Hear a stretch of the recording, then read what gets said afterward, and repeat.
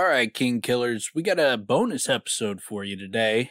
If this caught you by surprise, then you need to start following me on Twitter and Instagram, where I've been telling everyone this is coming for weeks.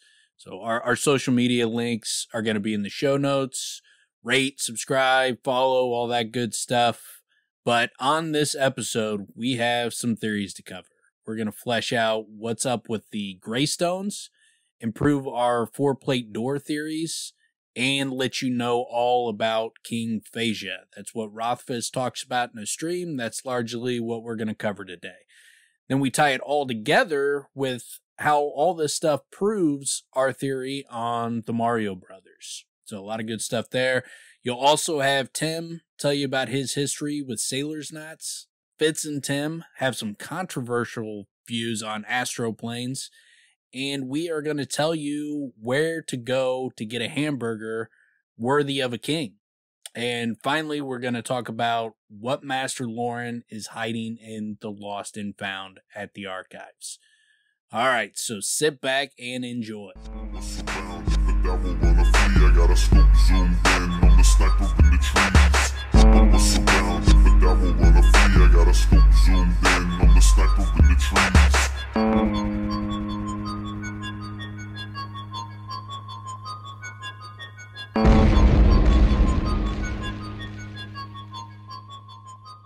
Welcome back, all you killers, to the very paramount and utmost killer broadcast, Kingkiller Podcast. I am your fucking favorite, Fitz, and I'm here with my two buddies, Tan and Dim. Tell them what we're in for, Tan, or Dim, or one of you fucking idiots.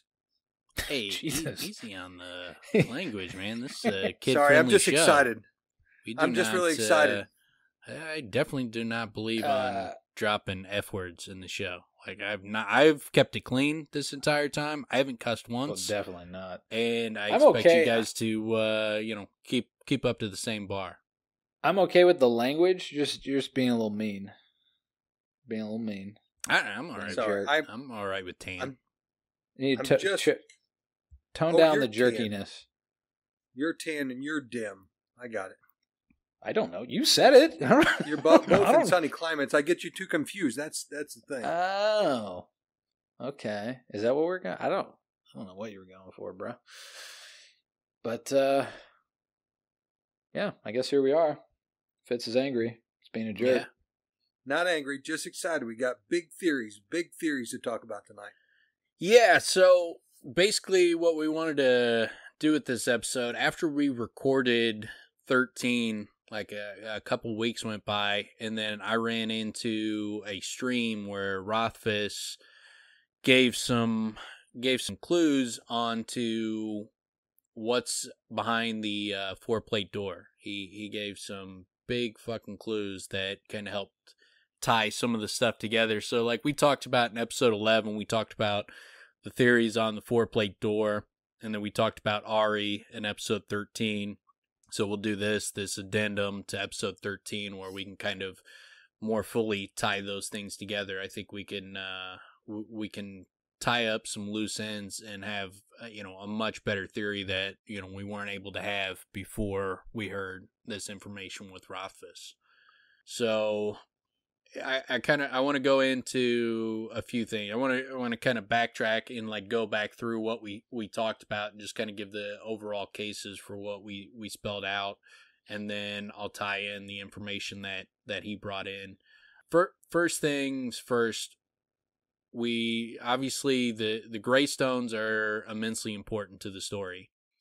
So when you go through it, you have one of the big aspects of the greystones and also Reread is Arladin's poem, and then a book that Sim reads when he's got a bet with Kavoth on what the purposes of greystones are.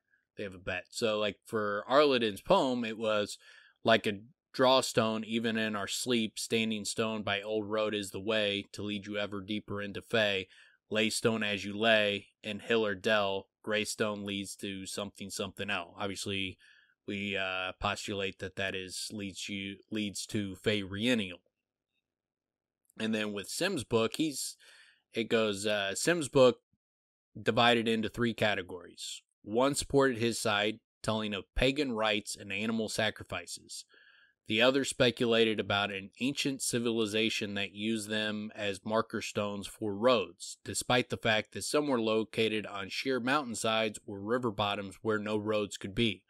His final book was interesting for other reasons. A pair of matched stone monoliths with a third across the top, Simon read. The locals refer to it as the doorpost. While spring and summer pageants involve decorating and dancing around the stone, parents forbid their children from spending time near it when the moon is full. One well-respected and otherwise reasonable old man claimed, Sim broke off reading, "Whatever," he said disgustedly and moved to close the book. "Claim what?" Willem asked, his curiosity piqued. Simon rolled his eyes and continued reading.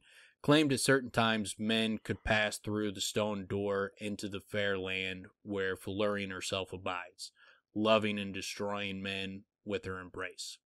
So those 2 things, obviously, when it talks about like they call these markers roads, but some of them are on sheer mountain cliffs where no roads are.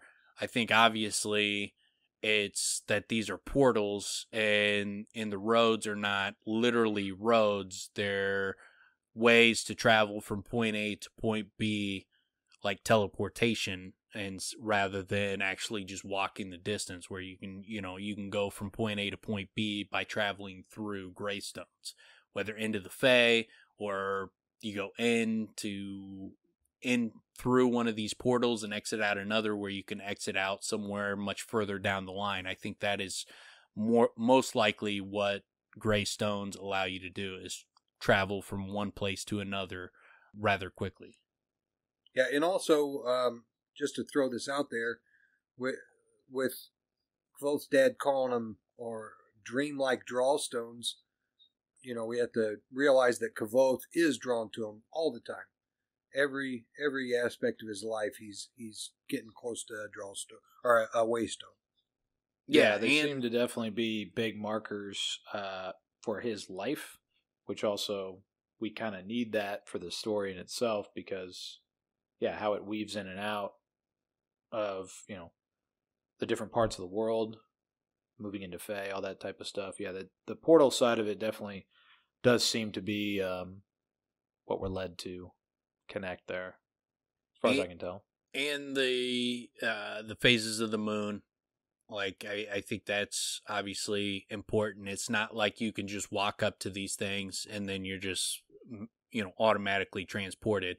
There's a reason why they keep their kids away from these things during full moons. Felurian talks about like traveling, if you want to get into the Fae, you can only do it at certain times. The time's got to be right. It's also hinted at in the poems, on the Lackless poems on how to get through the Lackless doors, 7 things that Our Lady's Lackless's dress. Like, the time needs to be right. And so the phases of the moon is obviously important to being able to travel through these greystone portals. But I think the book does a pretty clear job of demonstrating them as portals and not just artifacts of history. There's some much more going on with them than just like they're just old fucking stones that were built into the ground. There's something magical about them. Can I bring you back for just 1 second, Dan? Because we're not there yet in the story, but when Kvoth goes and chases Felurian into the Fae, I can't remember. Is it nighttime? Is the moon out? Is there a waystone present? Yes, both times when he goes into the Fae and when he leaves the Fae, there are he goes through greystones. So that was actually my second note to kind of solidify them as portals. So we see him travel in and out of the Fae through greystones. So when he's going into the Fae, it says, "Felurian ahead of me, into the scrub. I dimly remember trees, the smell of earth, the gray of moonlit stone." The gray of moonlit stone. All right. Yeah, and then right when he leaves the Fae, it says, "She led me through the forest for hours until we came to a pair of tall greystones. She drew the hood up. She drew up the hood of my shade and bid me close my eyes. Then she led me in a brief circle, and I felt a subtle change in the air. When I opened my eyes, I could tell that this forest was not the same one I had been walking through a moment before. The strange tension in the air was gone. This was the mortal world. So Felurian was in Kavoth's world, and then Kavoth followed her to Into a the point where Fae. she took him into...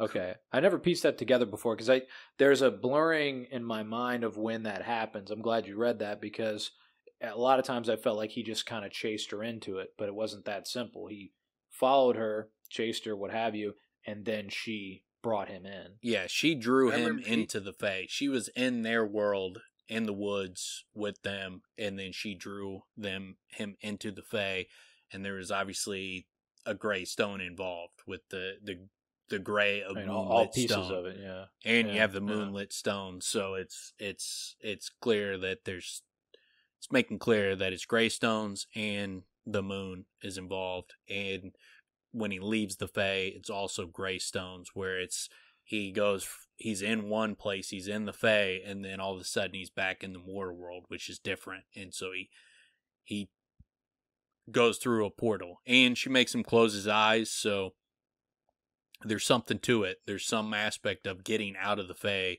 that she must not have wanted him to know how to get out of the Fae, or something along those lines that he needed. Or it could be that in order to get out of the Fae, he had to fucking keep his eyes closed, and if he saw it, it would have messed it up. I don't know. But it seems like she might have been trying to keep the knowledge of how to get out of the Fae once he's in there.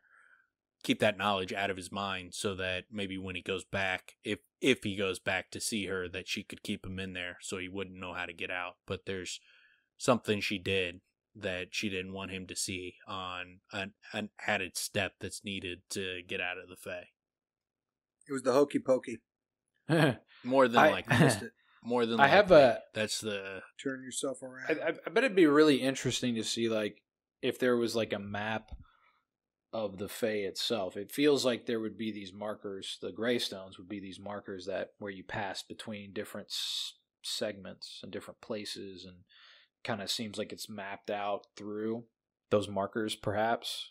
What's interesting about it is if you travel in a straight line in the Fae, they say you'll go and it'll keep getting darker and darker and darker until it's pitch black. And then if you keep walking long enough, you'll eventually walk into sunlight, and it will get brighter and brighter, and you'll end up back where you started eventually, just walking in a straight line. So it's a weird place. Well, that interestingly enough, that happens in our world, right? No. If you walk long enough. If you keep walking, eventually it's going to get brighter. Actually, how's that even possible? If you walk for one day. Well, you could stand, or you could just stand. It's not if you just possible. stand in place. Look, all right. So you have the planet. It's a flat surface, and if you walk from one end to the other, you would just fall off. How would you what do you want? You walk to one end of a piece of paper, and then you flip upside down and walk across to the other end of the paper, and then flip back up. No, that's not how. That's not how gravitational force. Is there a gravitational force on this paper? What's that? Does the paper have a gravitational force pulling towards it?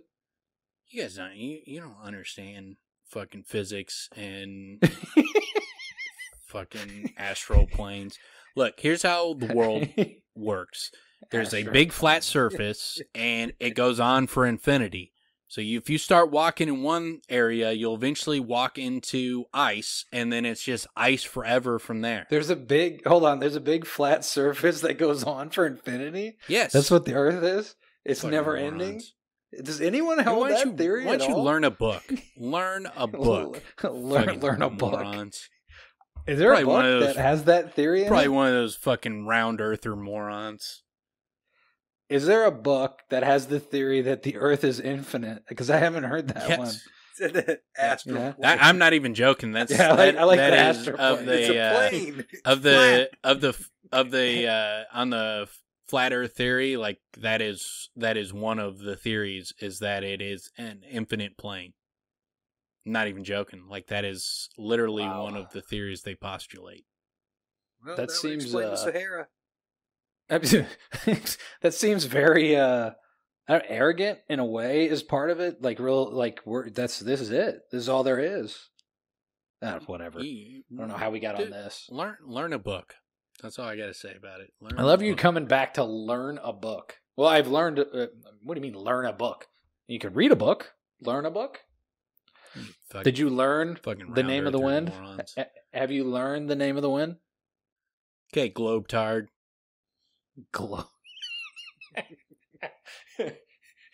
That sounds like something that somebody would say. Globetard. That's really funny. That's a really funny diss. Hot 'em globe tartars. All right, but the back at it, like Kavoth also, as far as the greystones, he dreams about the greystones as portals. So he says, in his dream, when he's in the wood after his parents dies, and he falls asleep in the woods, he has a dream, and in that dream, Arladin and Abinthy talk about greystones. So we get, why do we stop at waystones? Tradition, mostly, but some people say they marked old roads. My father's voice changed. It became Ben's voice. Safe roads. Sometimes roads to safe places. Sometimes safe roads leading into danger. Ben held one hand out to it, as if feeling the warmth of a fire, but there is a power in them. Only a fool would deny that. So we get them described as portals, being able to travel from point A to point B as roads. And the fact that it's also called a waystone. Yes. Not W-E-I-G-H, but W-A-Y. Yeah, it's quite clear. He does a really good job of maintaining some mystery about it, because of how people talk about it. There has to be something significant. I mean, he names his bar the Waystone Inn. Something significant is going to happen with waystones, and all the information we get on them is that they are portals, they're roads to travel from one place to another. And we also get, he dreams of a circle of greystones. So he says, then Ben was no longer there, and there was not one standing stone, but many, more than I had ever seen in one place before. They formed a double circle around me. One stone was set across the top of two others, forming a huge arch with thick shadow underneath. I reached out to touch it. Therienial also has a circle of greystones. I was going to say, man, he dreams about very important things, man. Yes. Like, just in that one, like, I can't think of anything important in any of his other dreams, but that one is significantly important. Like, in that dream, he dreams about what he needs to survive, and then he dreams about waystones, greystones, whatever you want to call them, and then he also dreams about knots, which, to me, the way they describe them, like we talked about in that episode, is they describe them, it sounds like he's talking about Yillish knots, not sailor's knots. Yeah. The way he talked about, like, the binding will be either the strongest or the weakest point, depending on, how you tie the knot. So, just, if you could touch on it real quickly, maybe some of the other aspects of Yillish knots that are talked about. I only remember that Denna had them in her hair that said she was beautiful. Well, there's Denna's hair, but there's the box. There's the lackless box seems to have some significance with Yillish knots in terms of how he can feel. I think he also brings it up when he's touching the box, right? Yeah, like the biggest aspects of Yillish knots is when he's feeling the lackless box that Maelwyn gives him. He says, like, if he felt like if he could read Yillish knots, he'd be able to know what is written on the box. And so when he goes back to the university, he starts studying Yillish knots. And that's how when he sees Denna and she's got a knot tied in her hair that says, a Yillish knot tied in her hair that says beautiful, he's able to read it. And she even remarked, like, you're not supposed to be able to just read it by sight. You're supposed to have to feel it. And he's like, well, I have, for the way he's learned how to do it, he's like, I have to learn it by sight instead. I'm reading it in a book. I can't feel the knot, so I'm just looking at the pictures. And so I think the Yilish knots are going to, obviously, because of the way it's written, it seems like it's clear that the Yilish knots are going to be important as far as opening the Lackless box. I think that's clearly got to be the main purpose of Yilish knots, how it's going to play into the book. It's super cool if you've ever looked at a book of like sailor's knots. It does have some sort of like, there's an art to it. Yeah, all the time. All the time I'm looking at them. Okay. Well, but I mean, read sailor knot books like fucking there is at least one a week. All right. If you ever go anywhere, any sort of nautical museum or something like that, and you stumble upon it, you will see there's a lot of different varieties of sailor knots, and it's quite ingenious of Rothfuss to make like a language out of it or an art form. You visit that Sailor's Knot Museum, Dan? Yeah. I don't know where I came across like, this, but I've seen you it. go to the library and you pick up a book on sailor's knots and you just plowing through it. Super interesting, really good. Dude, it might be, you know what? It might be if you go to Bubba Gump's, it might be on the table. I don't know. That there's somewhere that I've come across a bunch of images of knots. You guys, you just got to get tapped into your nautical senses. Hey, Tim, I'll vouch for you. I've got a shadow box that's got different knots in it. It's cool. You know what, man? I love the mention of it so nonchalantly, like it's a normal thing. Like, like if you're reading a book on sailor's knots, like who the fuck's just don't reading books on sailor's knots? You guys aren't tapped into your maritime backgrounds, huh? You don't have any lineage that spent time on the high seas. Oh man, I don't know. It's left me if there ever was any. It's gone. But that's too bad.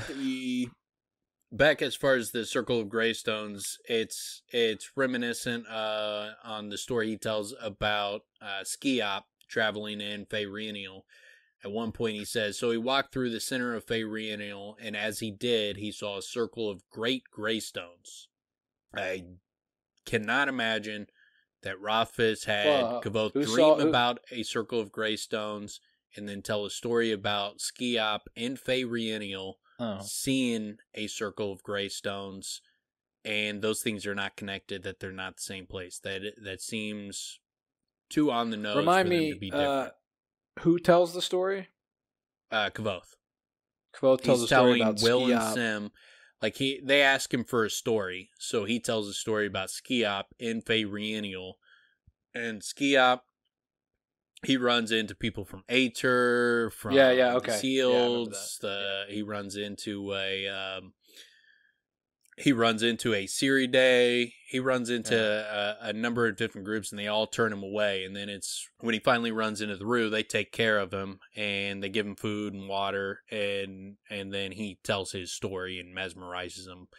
But the reason he tells them that story is like there's some kernels of truth in it if you're paying attention. That's the way Rothfuss writes it. It's like he basically says there's some kernels of truth if you're paying attention. And he's like, you can learn how to interact with the Rue. If you run across one of them, you ask for water, and you might get in this dance where the more extravagant they offer you wine, and you come back with more extravagant ways to just demand water, and eventually they'll give you both, and they'll know you're one of the family. But I think also Rothfuss was giving a little hint to us that there's something more important to this story. It's not just a fucking...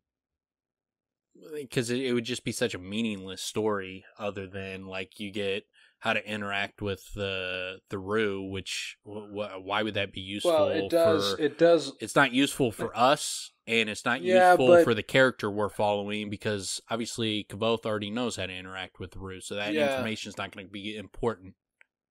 It does build out the Rue as being good people, because we get it. We get an interesting. It's very much heavily weighted towards people shitting on the Rue throughout the books, rather than, and the people in the highest of places hold the Rue in high esteem, but most don't. So it does a bit of that. It kind of weighs that balance back, in the reader's mind. But no, I hear you. Yeah, I believe that there is more to it. It plays probably. into when he runs across the fake root troop. They offer him wine. Right. He asks for water, and then they're like, how did you know? We knew offer wine before water and play songs before dinner. Like, we knew your customs, and so it came into play in that respect. But I don't think I think because of Arladin's poem that it's likely Feyreanial. I think the circle of greystones that he dreams about and the circle of greystones in Feyreanial. And then also when they talk about that, like the book Sim finds talks about these places being roads to travel from point A to B. The dream he talks about, these are roads that can lead you to safe places, can lead you to bad places. They describe them as roads. And then also in the story about Feyreanial that he tells, he goes, there is a place not many folk have seen, a strange place called Feyreanial. If you believe the story, there are two things that make Feyreanial unique. First, it is where all roads in the world meet. Second, it is not a place any man has ever found by searching. It is not a place you travel to. It is a place that you pass through while on your way to somewhere else. They say that anyone who travels long enough will come there.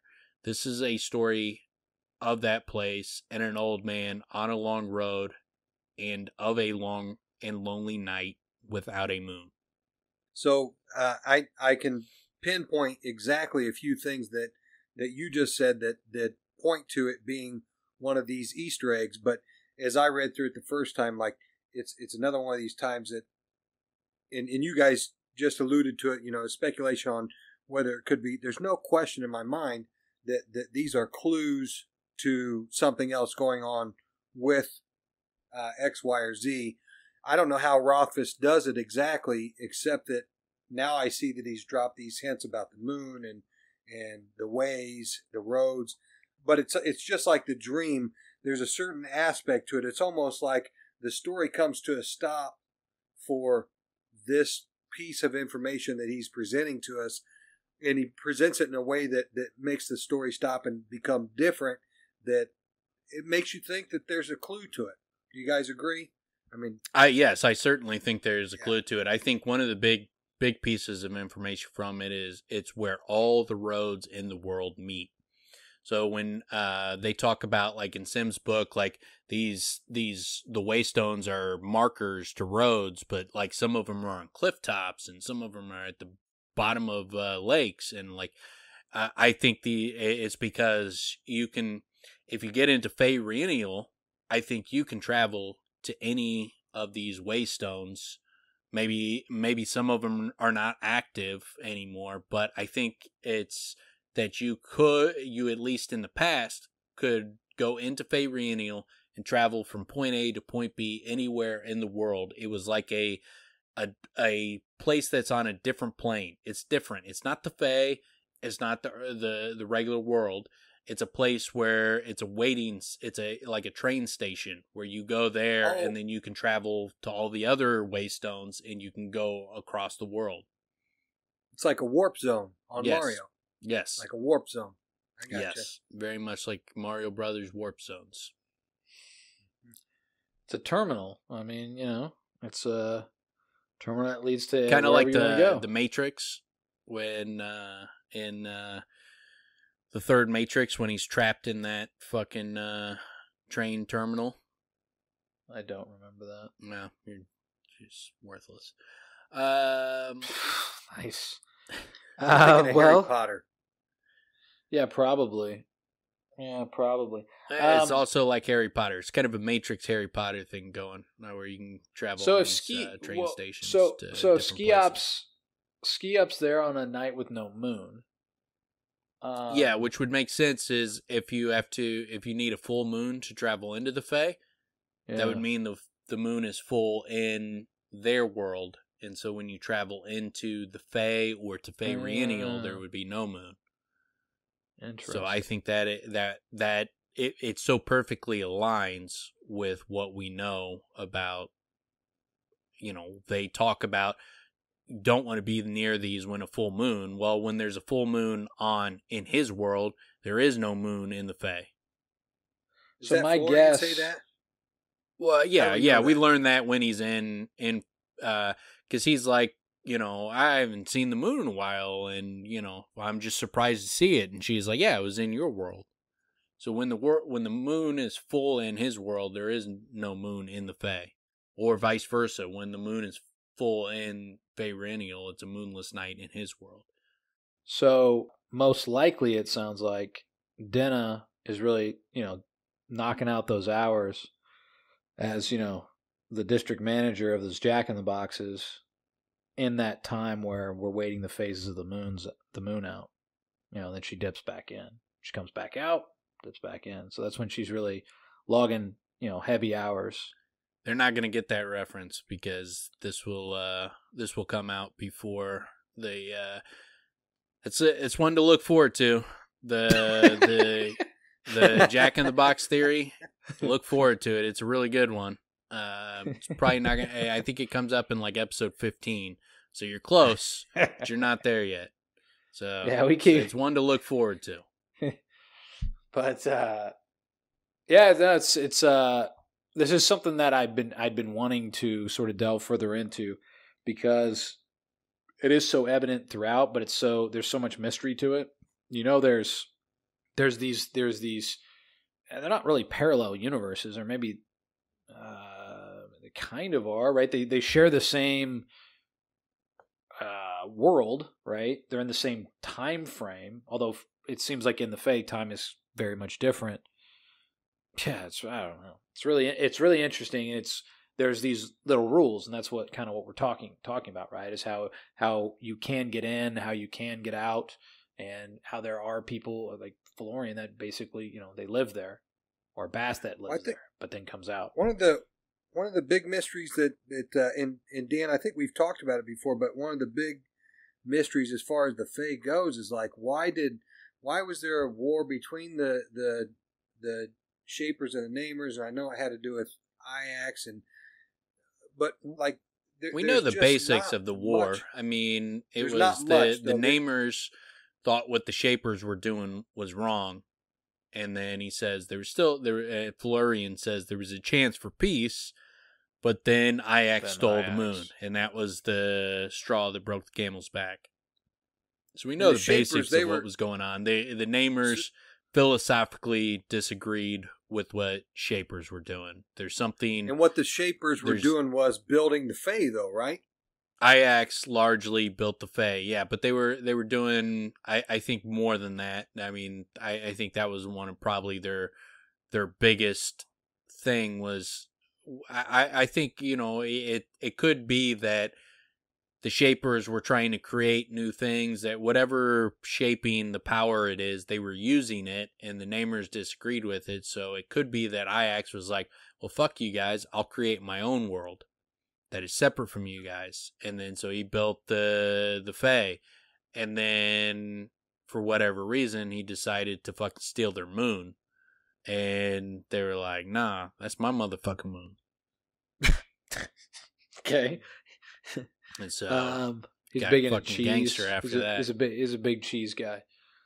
Yeah. When the moon hits your eye like a big pizza pie. See? That's where that song comes from. That's where it comes from? Yeah. It was Ajax.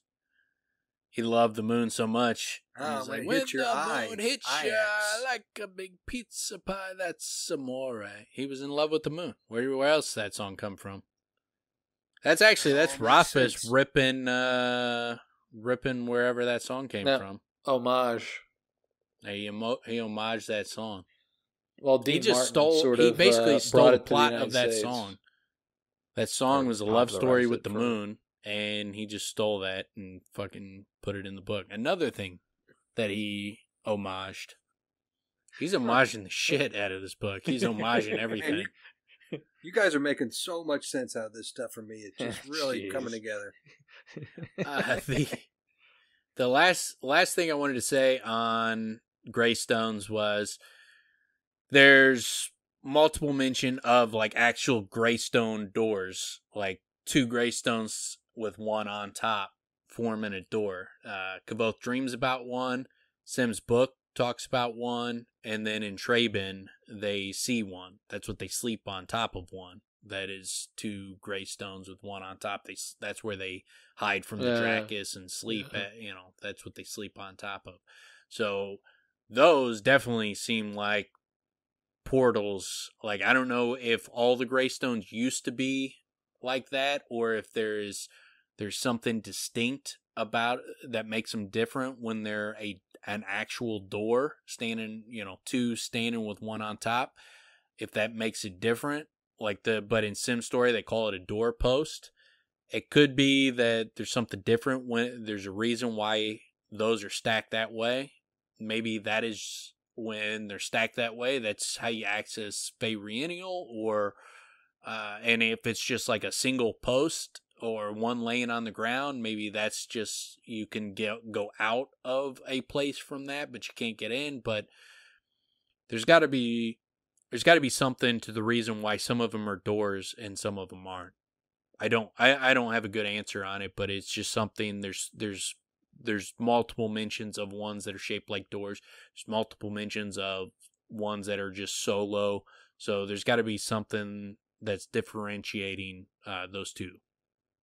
Yeah, the ones that are solo, I should say they're so big and noticeable that when we see one that's either solo standing up or on its side, you would have to see that if there was 3 of them forming a doorway, I would think that you'd see all 3 of them, or at least.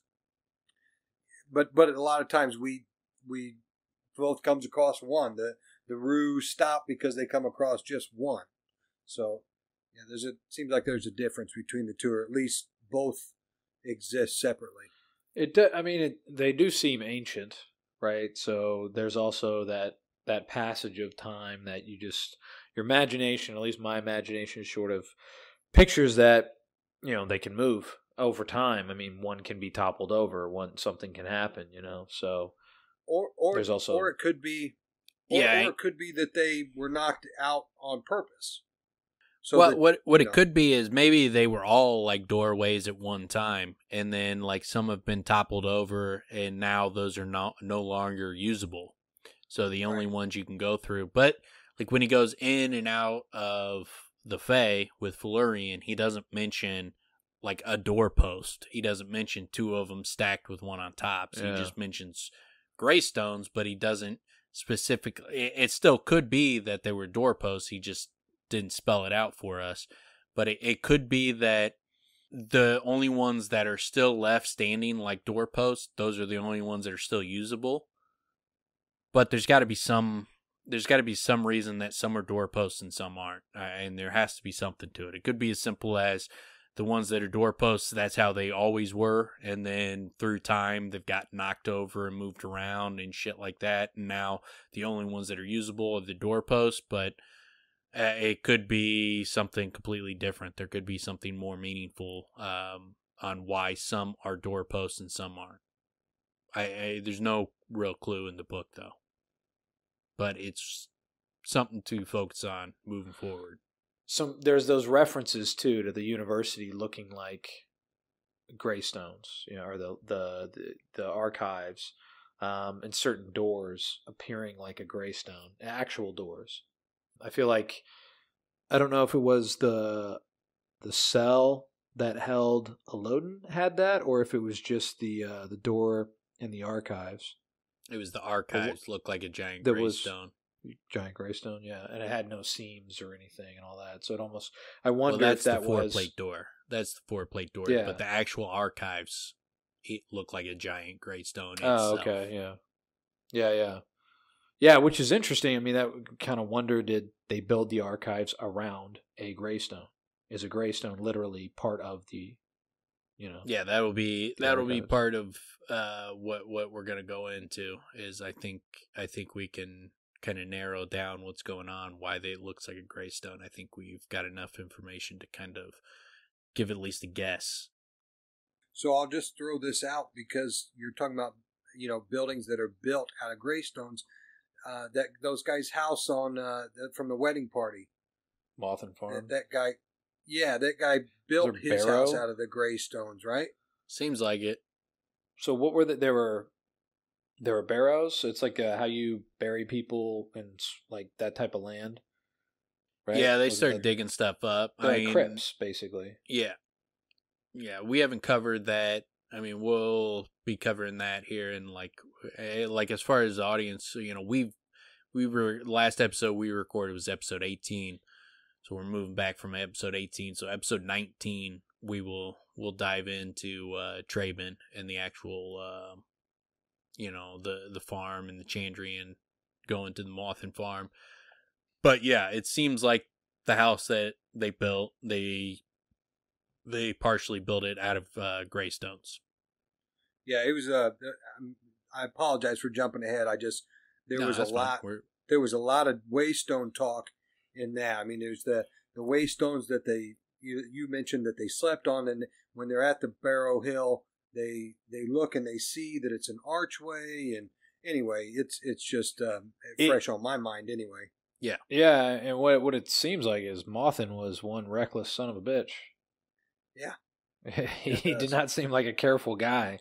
Like he well, was it's kind of like Arladin with his song. Like he just thinks it's superstitious bunk. Like all the worry over it obviously blew up in his face. He was wrong. Yeah. He should have been more careful. And so, like, if you live in this world and you're like, oh, that's fucking just superstitious nonsense, you're not going to be like, oh, I'm not going to use this fucking perfectly good stone because people fucking are fucking superstitious. That's kind of strange for Arladin as a character. I mean, I understand characters have different traits. It's just it paints him as an educated man that like would a realist. That would think like, I'm more worldly, I'm more knowledgeable, I'm not these simple fucking bumpkins that are, scared of fucking goblins in the night. I'm smarter than them. I know the shape of the world, and so I know that they, what they fear is they're just children's stories. And so like that makes sense to me as a character because that's how he comes off. So I guess Kavoth is actually quite lucky to have seen his entire family killed by the Chandrian, because that means he gets to know the truth, while everybody else are fools. Yeah, that's how he was lucky. He was lucky. But what I mean is, he had a very lucky childhood. What I mean is, he would be the same sort of fool. Yes. If that didn't happen, he'd be walking around. He kind of like, is I know still. better. He kind of even with his knowledge and what he's seen, he's still very dismissive of things. Like when he saw the name of the wind, and then like when he hears like Elodin like talk about naming, he's like, when he's talking to Kilvin about like Kilvin's like, if Elodin were here, it would have been a different matter. He could have called the name of the fire and fucking took at the fire in the fishery.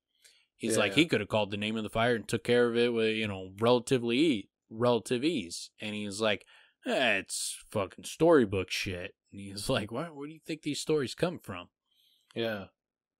Like, even after he's seen someone call the name of the wind, he saw Elodin call the name of stone or whatever and bring down a wall. Yeah. And he's learning magic.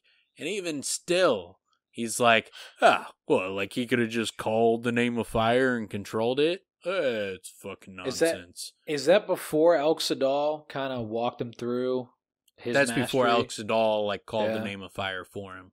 But he's already seen enough where he shouldn't be so dismissive of things he's ignorant of. But it's a human characteristic of I was going to say things you're ignorant of that you would be dismissive of it. But I was going to say, I mean, even seeing Elodin basically pull Tabalin the Great, I would still imagine you're still living in this. You still have all that time that you lived before where that didn't exist. So maybe it takes some time to shake off that muscle memory of what's real and what's not, or what's capable and what's not. Right? Yeah. What's possible?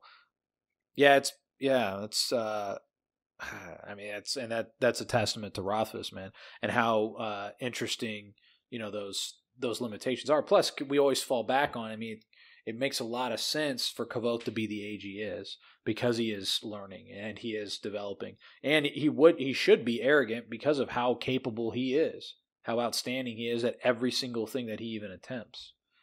Right, so that would blend in with this, overzealousness and how confident he should be in what he thinks he knows.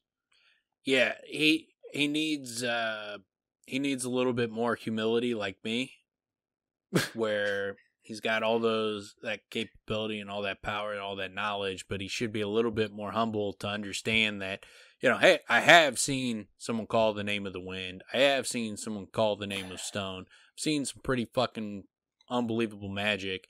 Like, the idea that someone can call the name of the fire should not be preposterous. He needs that. He needs one of our shirts on the humility shirt. Just to remind him, keep that constant reminder. I mean, think about that though. I mean, I know we thought about it, or you've thought about it when you read those Elxadal chapters, but to control fire, it's a big weapon. Yeah. Pretty badass fucking power if you could just like call fire and just fucking go set those guys on fire. That's not a guy you would want to fuck with. You don't want to fight that guy. Yeah. Like if you picked a fight with him, like standing in the line at Burger King, like you're in trouble. You made a mistake. Burger King? Yeah. Cut you in line and you're like, hey buddy, the flame grilled cut me. You cut me. Oh, you want a flame burger? I'll give you a fucking flame burger. Boom. That's all it takes. Fire. That's all it takes. Getting cut in line at Burger King. Yeah. And then, look, dude, if you can call the name of fire like you wouldn't cut people in line at Burger King, like, yeah, I would cut everybody. If you can call the name of fire, I don't think you're eating at Burger King. Yeah, I mean, you'd be making your own frame broiled whoppers. It's the King. It's King. Burger King. What are you getting? Some inferior fucking burger? What are you? Oh, I eat at Prince Burger. I like a step down. No, I eat fucking the King Burger, of Burgers. Were those in Minneapolis? What kind of fucking low class fucking I loser? Eat a Dutch's what kind of burgers are you eating? Fucking weirdo. Dutch's chicken sandwich. Yeah. I eat the Duke fucking fish fillet. Count Chocula? Yeah. I like me some Count fish fillets. I only eat royal food. I eat Count Chocula and Burger King because I'm so fancy. Dude, you cannot fucking you cannot get a better burger. That's called the King for a reason. Fucking, this is stupid. This is stupid argument. Like we with an RC. There's why would you name your place Burger King if you didn't there have you the go. fucking King of Burgers? With a Royal Crown Cola and some sweet RC and some Hawaiian King rolls. There you go.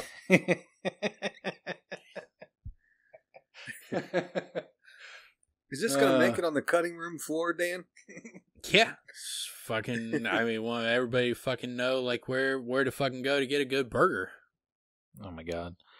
And make sure that they don't cut in line. Dan's got a sponsorship from Burger King apparently. Burger King, the king of burgers. Delicious. All right. Anything else on the old greystones? No, the next thing I want to go into is the 4-plate door. So with the greystones, I wanted to kind of fully flesh them out because we hadn't really like put that together front to back on greystones as portals. We talked about them a number of times, but I wanted to kind of fully flesh them out.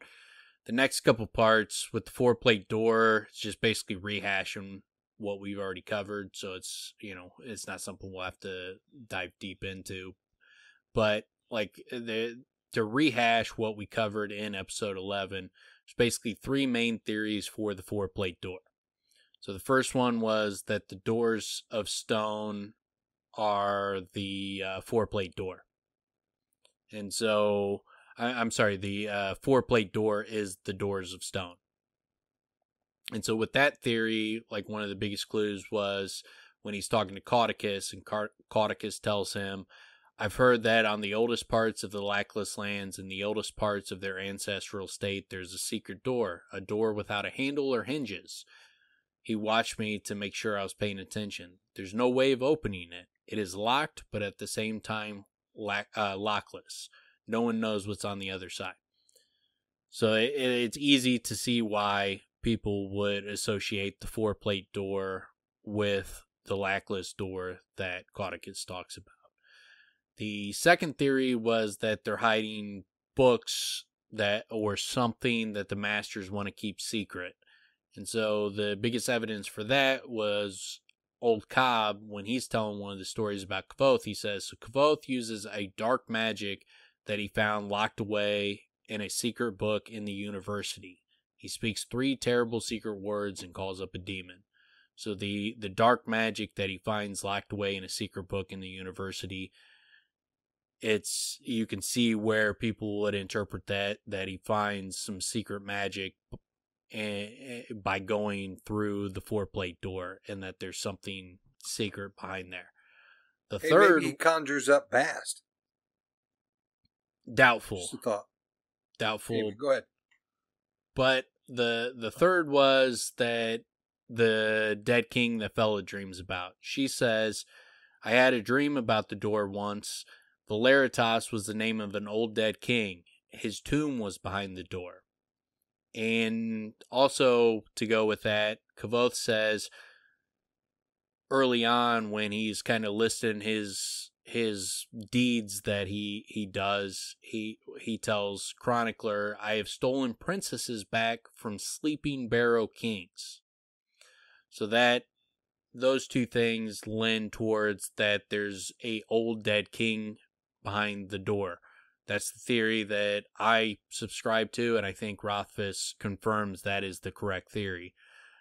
Because, before that, we also have that the archives, they look like a giant greystone. So when he sees the archives for the first time, he says, when I reached the crest of the bridge, I saw the archives for the first time in my life, rising like some great greystone over the trees to the west. As I approach, and then another part he says, as I approached the archives, its gray, windowless surface reminded me of an immense greystone. So you could see where the fact that you have the archives rising like some great greystones over the trees to the west, you could see it like on a hill, like above everything else, similar to a barrow, which is like a pile of rocks or whatever. It's it's a burial ground that is kind of built up like a pyramid. You could think of as like a barrow. But those are the 3 main theories for what the four-plate door, what's behind the four-plate door. Doesn't Kvothe call or isn't the four-plate door called Valeritas or have those words on it as well besides the dream? Correct. Yeah, Valeritas is written on the door. And I just want to re-up something that Tim said when we were talking about that the door itself, or maybe it's the way around the door that is that smooth gray stone that really reminds you of a gray stone anyway. Yes. Yeah, it's described in a way that smooth gray stone. It is described like a gray stone. Like the archives is like a giant gray stone. The four-plate door is like a gray stone as well. So kind of as an aside of sorts, we know Feyda has, significant power and all, but her having the dream, that assigns to her quite a lot of power, don't you think? Or a lot of significance. It's definitely significant. Especially, I think, with what Rothfuss has told us, which we'll get into here shortly. I think there's definitely significance to it. It could be that this is showing that she has special, there's something special about her. Her powers are immense, or it could be that, you know, this whoever's behind the 4-plate door is trying to feed dreams into people, that he's able to kind of send dreams into their mind. And so it could be something along those lines. I don't know. But yeah, there's definitely something significant to the dream, whether that says something about her or says something about someone putting the dreams in her mind. That's a different story. Well, I mean, because, you know, Rothfuss could have selected a whole slew of different people that dream comes from, right? And he chose Feyda. So, you know, it's that in itself, yeah, it has to lend some significance. But, go ahead. Is Feyda the one who is in Elodin's class and knows the name of iron first? Yeah. Not the name of iron, the name of stone. But yes, she's the first one to be able to gain mastery over a name to the point where she can make a stone ring. There you go, and it happens to be stone, so that may be something to it. And she works in the archive. So, I mean, like I say, it could be that it's because of her power. She's obviously powerful. She's one of the handful of people in the world that know the name of stone.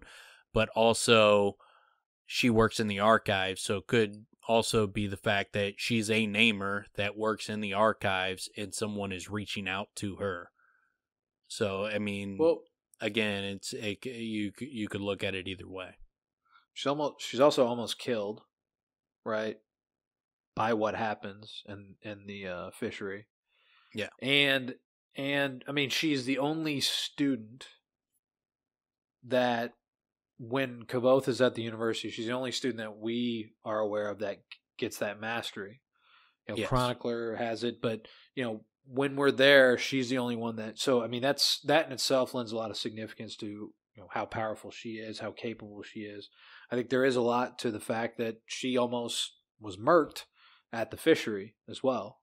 So either she's being manipulated, and I'm only thinking that now because of what you mentioned about the dream. If she's being fed that dream, maybe she's being walked into, because we still don't know what exactly happened to, you know, the tank, right? Mm-hmm. So we still don't know exactly what happened to that. So, but we know she was there.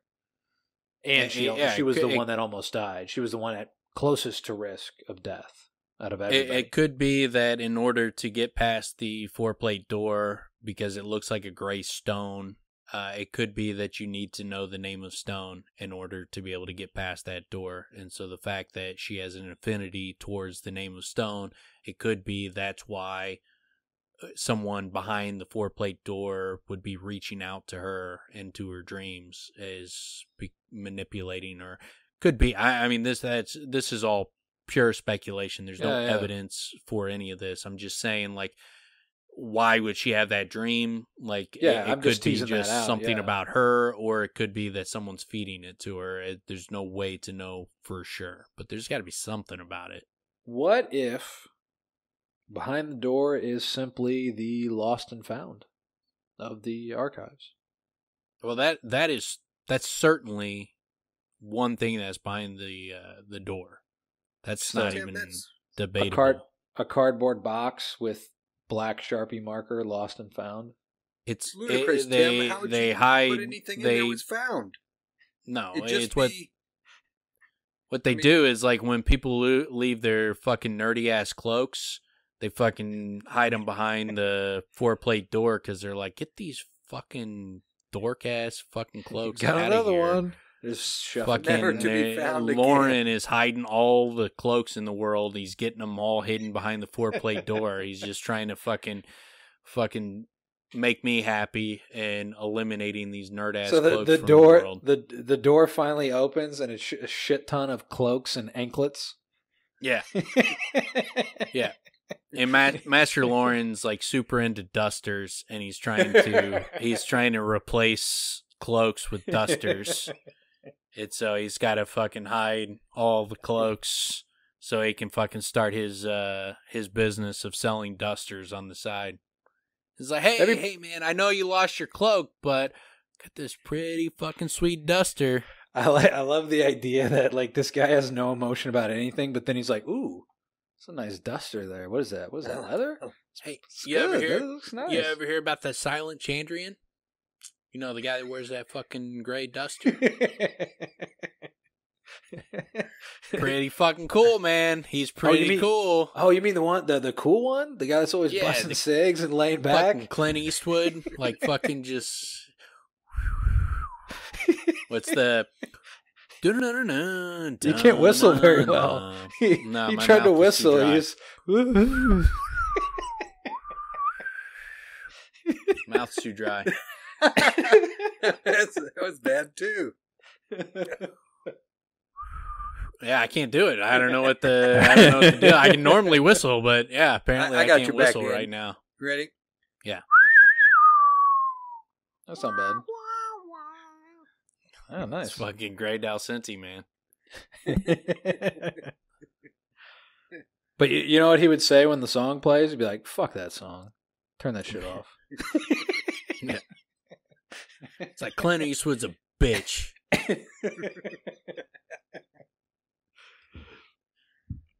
So yeah, I see that. So yeah, so open up the door, a bunch of cloaks fall out. Anklets, canes, things like that. Fingerless gloves too.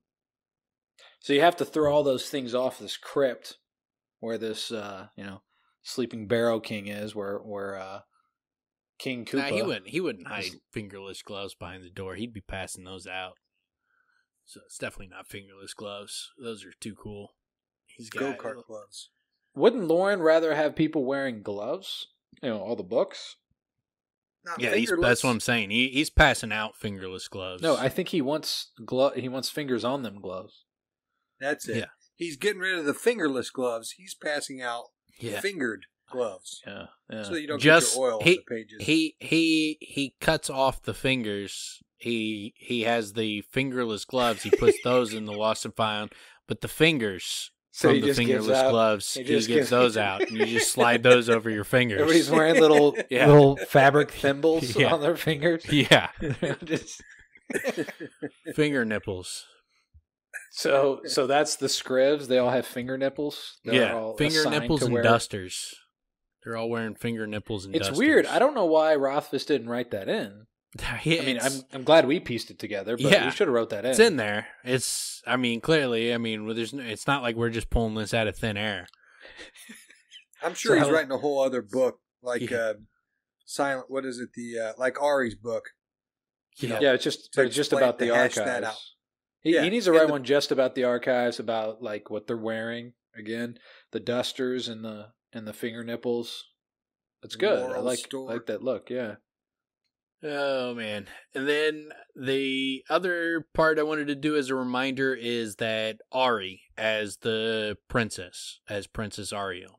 So some of the hints that we get from that is, like he says, I can tell you stories no one has ever heard before. Stories no one will ever hear again. Stories about Florian, how I learned to fight from the Adim. The truth about Princess Ariel. And then some of the clues for Ari being Princess Ariel is her noble manners. Ari spread out the cloth and began to eat. She tore small pieces from the loaf and chewed them delicately, somehow making the whole process look genteel. Almost like a curtsy, formal dinner in some nobleman's hall, having tea with the king. She's got all these different, she sat with her back straight. What would she do if her tiny kingdom was invaded by a stranger? He made a curiously formal bow in return. So there's numerous mentions of her having like noble-esque qualities. There's the fact she won't wear any used clothes. She thinks it's disgusting, even though she's basically living in the sewers and she's got nothing. She still won't wear clothes that other people have worn. She seems to have her nose up. She seems to have some kind of noble quality to her. She reigns over her little world. It is her place, and she assigns importance to things. And and this would also hint at, does she drink a lot of RC Cola? Like a lot of RC Cola, a lot of Burger King? I mean, is that her thing too? I could see that. Since, she's of royal lineage. Yeah. To ties her a little bit to the Fae too. Like But they I haven't will- got to the Oh yeah, that's right. fucking Jack in the Box theory, but she's more. You're gonna find out. Denna is Jack in the Box. Ari's probably Burger King.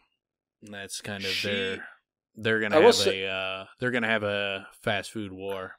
I will say she is one of the theory about Ari being Princess Ariel is one of my favorite theories because it does seem to tie in quite nicely.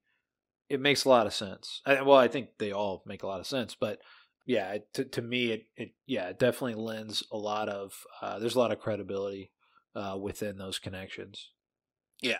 Yeah, I mean, there's got to be something about her. I mean, I don't think that she's going to be unimportant to the final story. I think she's going to play an important role into what happens in book 3, and she's not just because she's kind of a side character in the first 2 books. I mean, she's very interesting. Everybody fucking loves Ari, but I think I think Rothfuss is going to make her a part of what leads him to where he is now. I think she's going to play some kind of role in that one way or another. They're really interesting.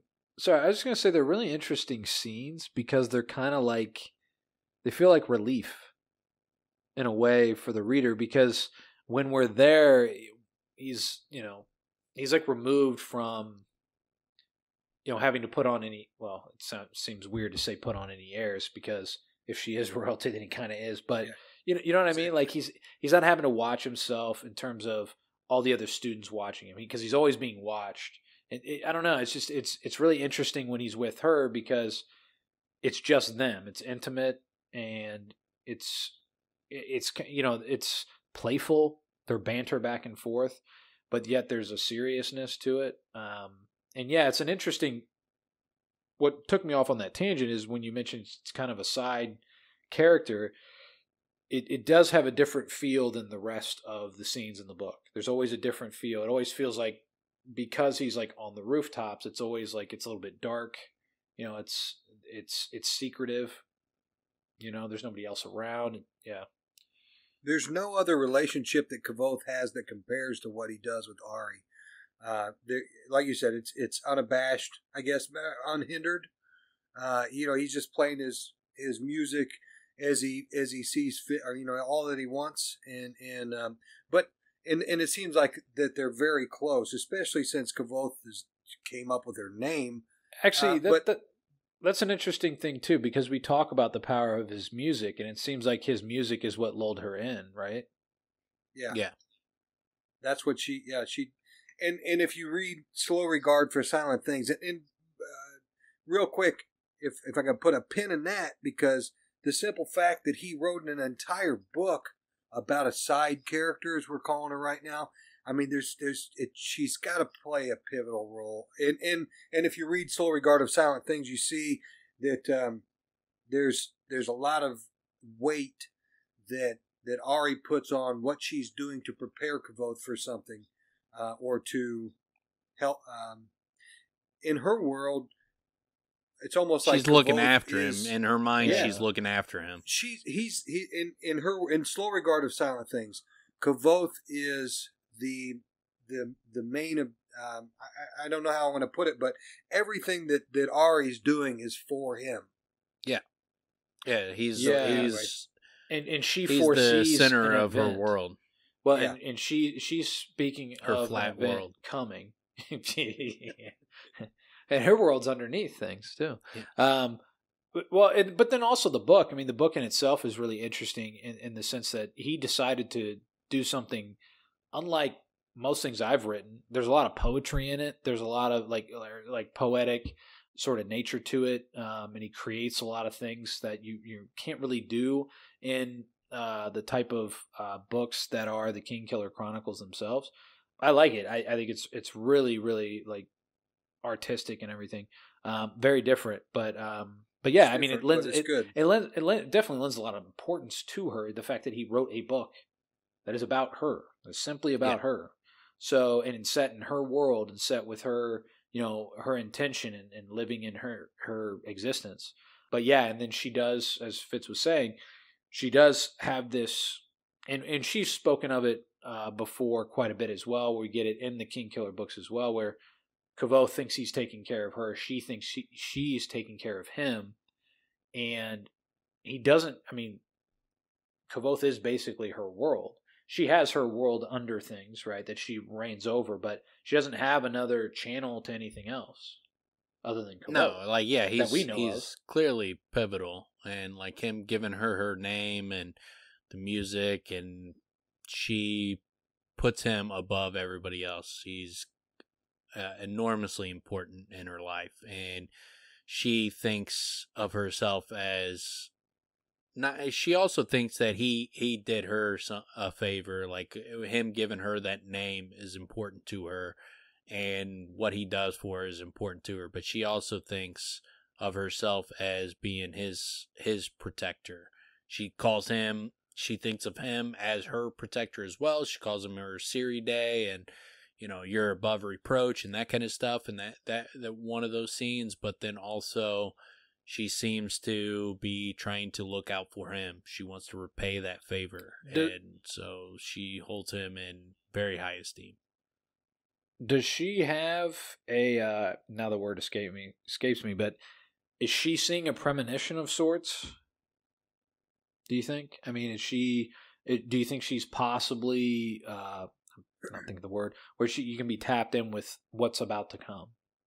Could be. I mean, there's no evidence of that from her book or from the story. Well, no. But the only reason I hint at that the is Siri Day stuff is like, yeah, that would hint like like there's obviously the Amir are extremely big in Kvothe's life. The fact she looks at him and she calls him her Siri Day when he's all fucking bloody and shit after.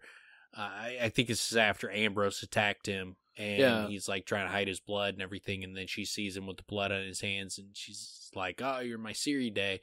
So that you could think of that as like her picking up on the fact that there's something very Amir about Kvothe to begin with. It seems like a lot of the things he does is for the greater good. You could categorize him as a person that is just instinctively trying to do things for the greater good. Even if he does bad things, it's for the greater good. So you could instinctively say that he is a mirror, even if he's not technically a mirror. So you could give her like some kind of premonition in the fact that she calls him her Siri Day. Well, I don't remember if it's in the Slower Guard of Silent Things or the two Kingkiller books, but there's a section where she is thinking she's going to have to take care of him, and we talked about it in her book. It's in Slower. There's two parts in her book that would give some indication that she has some kind of precog like clairvoyance. Yeah. Well, there's that, and also that she's going to manage the boy band, right? Yes. So that's also tied in. That's not really, precog. That's just fucking good storytelling. She's an opportunistic. She's opportunistic, man. She's looking out for her boy, and she knows he can be the head of a K-pop like successful. Dude, she's been listening to him play. She knows what he can do. Yeah, she's gonna get him. She's got them fucking dollar bill signs in her fucking eyes, man. Like she sees what man. She's got. What she's gonna do? A&R. Yeah. But what she's gonna do? She's gonna get him those frosted tips, right? Give him the look. Get rid of the cloak. Get him a duster, right? That's probably what he needs. Pop that collar up. Get him some frosted tips. Maybe a nose ring. He'll be looking good. He'll be ready to lead that band. Man. The audience. You guys are gonna get the boys theory in the next episode, in episode 14, I thought as we go into the boys episode. So another one to look forward to. I don't know when we come up with when we realize that Ari was going to be their manager, but that is after we've already established him as the boys. It was when we were talking about this though, and it was so what we were just talking about was the possibility of her having some sort of clairvoyance because she seems to foresee something's going to go down and Kvothe's going to need a place to like hide or something. Something to, Yeah, place to if not hide out, but a place to. No, I mean, we come up with the boy band theory in episode 14, so Ari running the boy band theory would have came after that. But regardless, it's definitely gonna happen. She's definitely gonna fucking be running the this fucking boy band. Fucking, I mean, when you hear the theory, it's gonna make perfect sense. I mean, it just fucking falls into place. Wait, we don't even have to try for it. Is this one of those that they should be wearing a diaper, or they could be okay? Fucking strap on some fucking Depends and get ready. This is a shit your pants moment. Okay, all right. Shit your pants moments. the redheaded orphans is their names. The next part though, I wanted to go into. This is the Dan, reason. Wait a minute. I'm sorry, Dan. I wanted to finish that out because I had a couple questions. I'm sorry. So, first of all, what are the two points where she's clairvoyant about? Yeah. So, like the 2 points were when she is looking for his gift in the slow regard. She's like, I got to come up with a gift for Kavoth. And so like, I gotta find like something perfect for him. And he's going to be here in 7 days. And then he's going to be here in 6 days and going to be here in 5. And then like he gets down to the last day and she's like, oh, actually he's not going to be here in, tomorrow. He's going to be here today. And yeah. And it's not like they have a schedule. They don't. Yeah. This is not like Kavoth told her, hey, I'm going to be there in 7 days, or I'm going to be here in 6 days. Like an example of that is like when he shows up after the Bone Tar incident and he's fucking panicked looking for her. And then she's like, you're late. And it's not like Kavoth had planned on meeting her. He wasn't even thinking about it. And he fucking panicked. He was just going to fucking find her to make sure she was safe. So that's one aspect of it, is she knows when he's going to see her. And then also the aspect of, she's like, there's going to be a day when he needs a place to hide. And so her gift was like a bed for him and some other stuff, but she's like, he's going to need a place to hide. And so he can come down here and hide, and maybe he'll need a new name, and maybe I can give him a new name like he gave me a new name. So that's kind of the premonition. So I want to, thank you for that. Those are huge. Yeah. I mean, those are huge elements, man. Giving him a name, especially, I thought was especially interesting. That's in slow regard of silent things. So as I was reading it, because of the extent of knowledge that you guys give me, and we've talked about it before, is Ari being an angel, and so the few clues that. Well, at least one of the clues is, Ariel is the name of an angel in our world. So, but I want to throw this out, Dan. So, if I considered while I was reading it that Ari might be that angel, because we've talked about it, and in her underworld, it kind of made me think of, we call her cracked, but if you were an angel on Earth, you would be different, and in the way that it's almost like her subjects are objects, and so this blanket and this little light and these things, they all have names in the book Slow Regard. She kind of rules over all these different things that are just objects that, this certain jar of perfume goes right here on the shelf, and no, it feels lonely there, so she puts something else with it, and she's a just ruler in that way, that she makes sure all these little objects are happy. But it just made me think, if there was an angel on Earth, you would think they would be weird, and maybe this is Rothfuss's way of portraying an angel who's trapped on Earth. What do you guys think about that? Well, I go into the theories. There are theories that Ari's an angel. I go into those in a later episode, probably like episode 14 or 15. One of them I go over, or maybe even 16. But I go over those theories. I don't think they're accurate. I don't think she's an angel. I think she's Princess Ariel.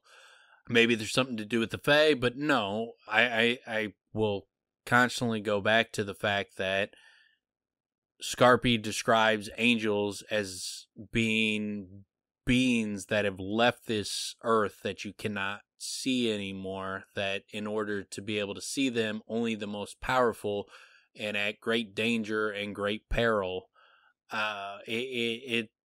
just make a character that is just walking around that Kavoth can see. Nothing happens to Kavoth when he sees her. Alone, there's nothing happening. Mola, when she sees her, there's nothing significant going on. To have Scarpy talk about the great peril and all these things and only the most powerful can see angels, to then just have them just walking around, like, it doesn't make any sense. And there's no evidence that she's an angel. There's nothing that like in the angels are described as these beings that are seeking justice. Their purpose in life is to correct wrongs. For her to just be like fucking chilling in the underthing, looking for gifts for Kavoth, it blows up everything that he's built up about angels in the book. If Ari is an angel, it destroys everything that he's built up about them. You know, I remember that argument or discussion that we had about the angels now, and you convinced me then, even though I didn't act like it, and I kept playing that role of devil's advocate. But when it comes to, you know, them being seen and what you just said, the justice side of it, yeah, you're right, and it makes way more sense that she's that princess. Yeah, I think that holds more weight than the other theories. I will say, in Dan's favorite movie, It's a Wonderful Life, you can see Clarence. He's got that, Dan. He's walking around and you can see him. There's no peril there. And then he disappears. Oh, it's crazy how A Wonderful Life got brought into it again. I don't know how it keeps happening.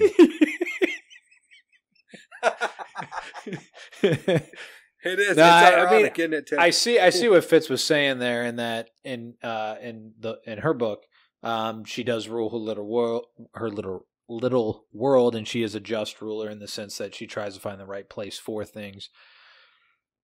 But yeah, it's I think she's a really interesting character. That's why I think she even, you know, can fill another book, in the sense that running that world, and like just the idea that she's kind of removed from, you know, I guess you'd call it society, but she has her own world that she makes it into something. It makes it really interesting, but you know, it doesn't mean she's an angel, especially given the fact that she's living in that world. What would have to happen? What would have to happen is Rothfuss would have to, in the third book, change the nature of angels. Like, he would have to make some kind of change, like that what Scarpy told him is not accurate, that they aren't just looking for justice. They're not. It also seems very unnecessary to do that. Yeah, I agree, but I'm saying, like, if people want to hold on to those theories, though, I don't think, based on what we've learned in 2 books, that angels are going to be one of these characters just walking around, unless Rothfuss makes some major changes to Scarpy's story, that Scarpy was wrong or lying. He has to do something along those lines to make it make any kind of sense. When Kavoth nearly dies in the snow in Tarbeen, an angel acts. An angel acts. An angel, yeah. Yeah, but the angel acts through someone else. It's not that the angel comes down and does these things. The angel, you know, intervenes. He sees an angel in his greatest peril, and that. Yeah, I was going to say that could be considered peril. Perfect sense. Yeah. Well, yeah, he was about to die. Yeah, and then he's saved, and an angel did intervene, and the fact that an angel intervened does tell us, if we didn't already know it, that Kavoth seems a little bit important to this world. Yes. Yeah. You know, seems to carry a little bit of weight. He's more than just a barkeep, I will say. Yeah. Though it's interesting that it's the Antichrist angel that saves him. Well, not an angel doesn't actually save him. I mean, an angel appears, but then like the angel sent in Canis to save him, which is basically an amalgamation from Trappist's story of Haliax, the Chandrian, and the Cathay. So, like, all the evil people of the world, the angel sent, like, this guy that's representing basically all the evil in the world to save him. Yeah, so that is interesting, but it's not like a Bible ironic twist. You know, like the devil, a fallen angel. It's not a fallen angel that saves him, but it's in that vein. It's in that vein. I just meant that it was Canis that, you know, if Telu was Jesus and that he's the virgin birth, Canis would be the Antichrist kind of character. But anyway. Yeah, no, I got what you're saying. But, yeah, so, like, the next part I wanted to get into, this is the aspect that, you know, inspired this podcast, because, I mean, once I learned this information from Rothfuss, it was like, okay, well, now we're not going to cover this stuff in future episodes, so we got to fucking go back and we got to do this. So, the big thing we learn from Rothfuss in one of his streams is about King Feyda. We learn some important information about Feyda. So the only time Feyda is brought up in the books is in A Name of the Wind. So it's when Kvothe is going through admissions for the very first time, and Master Loren is interviewing him, and it says, Master Loren was pale and seemed unnaturally tall, even while sitting. And he asked, who was the first declared king of Tarventus? And Kvothe said, posthumously, Feyda Calanthus. Otherwise, it would be his brother, Jarvis. It's the only mention of Feyda. Now, what's important about that, Calanthus, we later learn, is the surname of the king of Ventus currently. Roderick, we learn, is the king of Ventus, and his name is Roderick Calanthus. So Feyda would be one of Roderick's ancestors. The current king of Ventus, his ancestor is Feyda, who was the first king of Ventus, which was called Tarventus back then, which has gotten shortened to Ventus. Did you mean Feyda and then posthumously his brother? No. Posthumously Feyda. So Feyda was the first king, and the way I read it is like Feyda was like the king, but they didn't call him king when he was the king. And then when his brother took over, they called him king, but then they were like, well, Feyda was actually a king. He just didn't call himself king. Oh, so after he died, after the fact, they recognized that he was the king. Yeah, that was interesting for the way you read it, because I'm like, wait, what? So he became king after he died? Well, that's the way you said it in the quote. Yeah. No, that's what they're saying is like after he died, they declared him king. So I'm the way I read that is he was the king, but not in name. They weren't calling him king. And then like he died, his brother took over. They called his brother king, and so they were like, well, the first one's his brother. All right, so here's what Rothfuss says in his stream talking about Feyda. And so he says that there's a drog in his book, a drogger. There's droggers, and one of the drog was Feyda. And so he says they asked him a question about it, and like, you know, this old dead king, like, you know, like, is there going to be like some necromancy or something along those lines? And Rothfuss's response was, necromancy is for fucking wankers who play D&D. Feyda is a dead king, buried in the proper way, a man with the will to make a nation. And a man such as that does not merely die if he does not wish to. He comes back as a drog, and not some bullshit Skyrim drog like you're a zombie with a different name. You come back as Wizard King Feyda, first king, always king, in his barrow, watching the lands. Necromancy my ass. through his will alone does Feyda continue to watch over Ventus. Major important information that he just dropped on us there. Through whatever question that person asked him, it almost seemed like it really pissed him off. Whatever he's dead serious about Feyda being, or is it Feyda? It's pronounced Feyda. Feyda, but it's spelled Feyda. That he's not dead, or he's dead, but he's still alive in some aspect, and he's not like a zombie, but he's way more powerful now. And anyway, that's clear. Yeah. The idea that he oversees the lands, so he has influence. It sounds like he can, in some way, have influence over what's still happening, even though he's dead. Yes.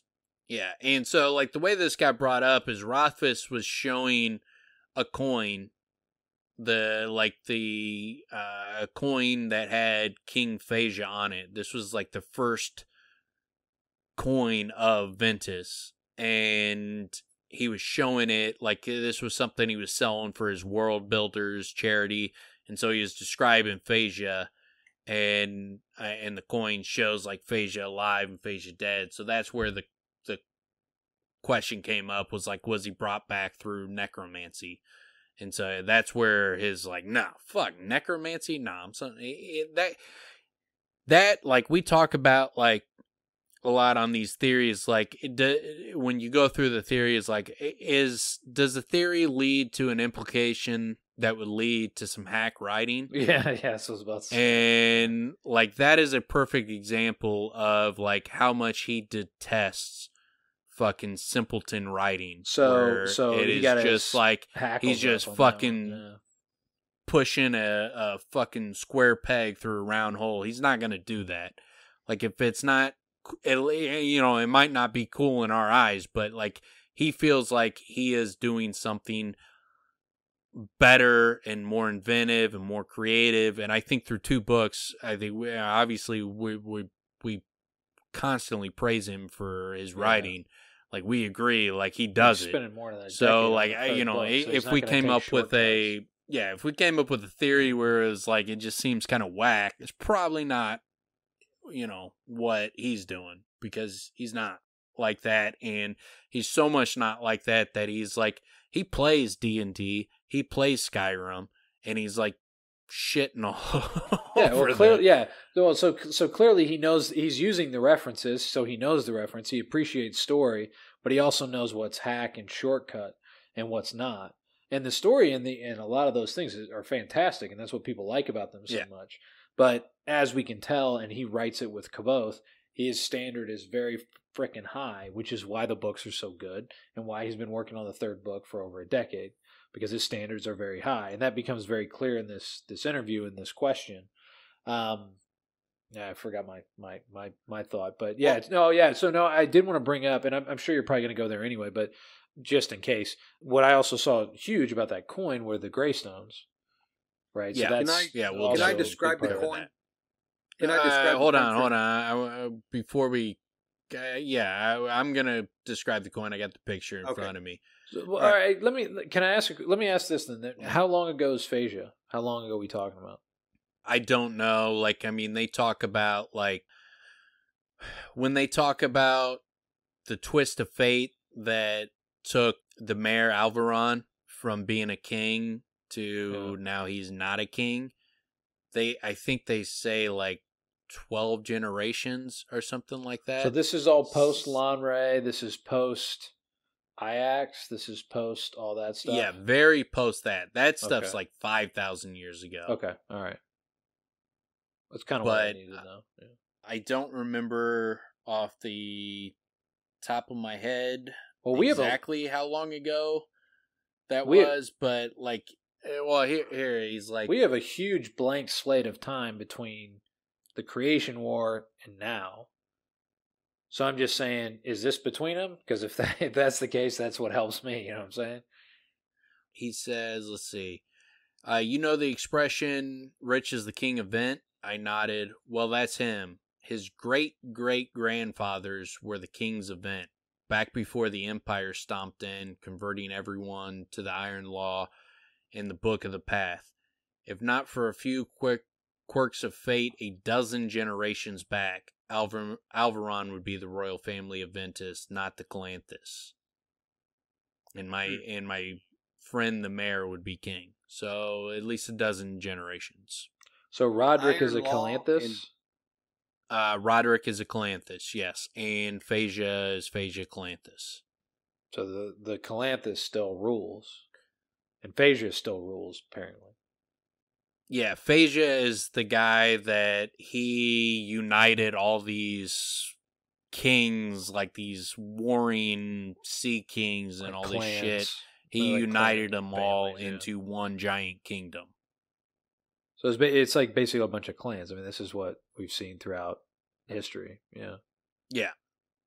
Yeah, and it kind of seems like the mayor, his kingdom kind of was separate from Calanthus, and then something happened where they eventually kind of folded and kind of joined in, but yeah, kept enough autonomy for him to be as powerful as he is. I was going to say that the impression I've gotten thus far is that Ventus was like the most powerful region, like maybe in terms of money, wealth, whatever. It seemed like Ventus has the largest influence.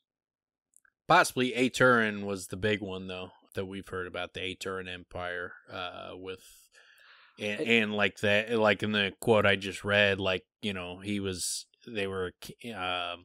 the mayor's family were kings in their own right until the Empire stepped in, which was the Aturan Empire. In the Aturan Empire, their kind of right-hand men were the Emir. So it seems like the Aturan Empire was kind of fucking King Double Dong for a while. Well, it seems like the Aturan Empire slapping it in the face of the Ventus. Well, it seems like the Aturan Empire is the most recent, right? So yeah. I mean, that was the impression I had gotten, and you kind of validated that there, where it was Vent ruled for a long while, and then the Aturan Empire comes in. But what you're saying is, prior to all of that, Feyda united all of these places. United Ventus. Okay. Doesn't mean that he went out into where like the Commonwealth was, or into the Sealed, or where the Adem are. Doesn't mean that he was out there conquering, you know, all the kingdoms, but he definitely created Ventus. But not prior to that, though. I'm saying he created Ventus. I'm not saying that he went out conquering kingdoms. There's nothing said about him going out and conquering. He just united Ventus and made it a one kingdom. I don't know, you know, it doesn't sound like he was trying to create an empire. It sounded like he was trying to create a kingdom, and he did. Yeah. I just want to clear it up for myself, and I should know this already, but the mayor is not of his Feyda's blood, but of the current king's blood. So, is that correct? No, I'm sorry. No, he's not. He's not of their. He's not of their. The Calanthus are a entirely different family. Like the mayor, it's the way it seems is the mayor. His family was kings in their own right, and then when the Aturan Empire fucking stepped in, started fucking up shit, they folded and joined Ventus, but kept enough autonomy so that he's under the king of Vent, but he's not. He's above everybody else. So the other thing that stuck out in my mind of something that you said was when they were describing that the Iron Law came into play, and the Book of the Path. I just know Rothfuss doesn't mince words, so I feel like that Iron Law and then Book of the Path. You know, those are two. Yeah, it's the Talons. Reoccurring That's the themes. Talons. Okay, that's the Talons. Like Telu, the people that believe, like the people that arrest Scarpy, they are Talons that follow the Book of the Path. Like that's their Bible. The Book of the Path is their Bible. The Iron Law is like the religious justices. Like when Kavoth is brought on trial for breaking Ambrose's arm, when like he eventually gets brought on trial, and that's what leads him to leave the university for a while. Like that trial that he was on, he was brought on trial by under the Iron Law. That was by the basically the priest law. And so the Aeturans were largely Talons, and so they were spreading basically Christianity. You could think of it like that. They were out there fucking spreading Christianity through the world, and that was the Iron Law and that they were bringing, and the Book of the Path is their Bible. Okay. Makes sense? Yeah, that's clear. All right. So the other aspect I want to bring, because he calls him a Drog, and he's like, not some bullshit Skyrim Drog. Like, you're a zombie with a different name. You come back as Wizard King Feyda, first king, always king, in his barrel, watching the lands. So a Drog, it comes from like the Vikings, Old Norse shit. And so a Draugr, the way it's described, like on like Wikipedia, it's Draugrs live in their graves, often guarding treasure buried with them in their burial mound. They are revenants, or animated corpses with a corporeal body, rather than ghosts, which possess intangible spiritual bodies. And so, like, Old Norse Draugr is defined as a ghost, a spirit, especially the dead inhabitant of a cairn. Often, the Draugr is regarded not so much as a ghost, but a revenant, i.e., the reanimated of the deceased inside the burial mound. And a cairn is a man-made pile or stack of stones. So when you tie all those together, when he's calling him a Draug, a cairn, a man-made pile or stack of stones, sounds like a barrow. Sounds like the descriptions he gives of a barrow is like a funeral, kind of a pile built to bury people. So you're asking for some real fucking trouble when you're fucking with that shit. Like the Moth digging them family. Up. Well, like when he's like, he talks about like this is a guy buried in the proper way. Seems like barrows burying them in a barrow. There's a specific reason for doing that. It's not just simply like we like fucking building mounds and burying them for fun. There's something specific about it.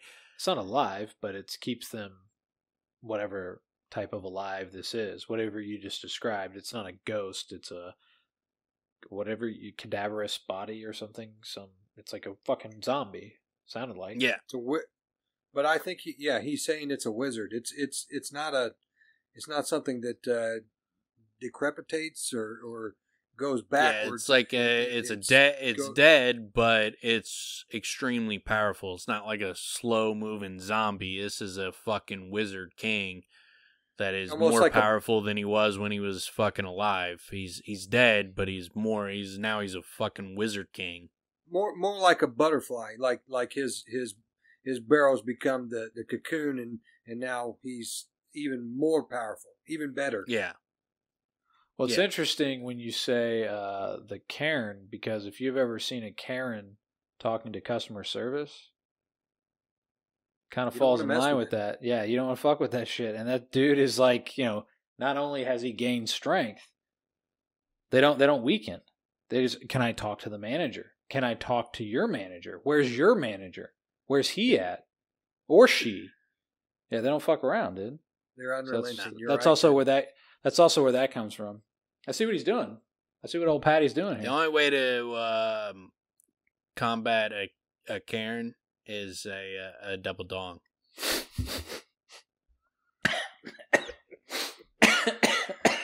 I'm glad I brought it up. Yeah, it's all coming clear.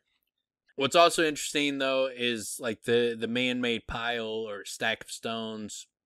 The archives, like a giant greystone on a hill. It starts to make you think that this giant greystone on a hill is a barrow. That this is a burial fucking ground. This is a cairn. This is a barrow. This is where someone was buried. And there's a door inside the archives that is a clear door of gray stone. It's very similar to Traben, where there is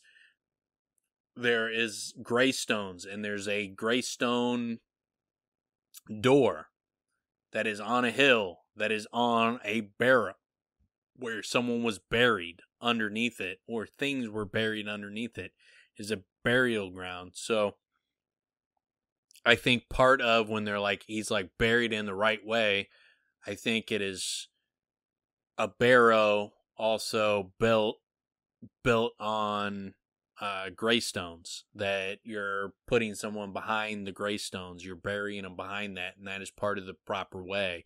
And I think that is likely what the archives actually is it's a giant fucking barrow. It's a burial ground.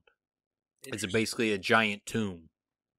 So when, where we're at, you mentioned where we're actually at, episode 18, and on that part about the Moffin Farm, I'll just throw out that because when I was reading it, I was like, it's called Barrow Hill, that it is a burial ground, and him and Dinah talk about that, and then the guy that picks him up in the cart and tells him a little bit more about the Moffins says, oh, he dug up all these graves, but then Kavoth later on comes back to the hill and he says, no, they didn't know what a barrow was. This is not a barrow.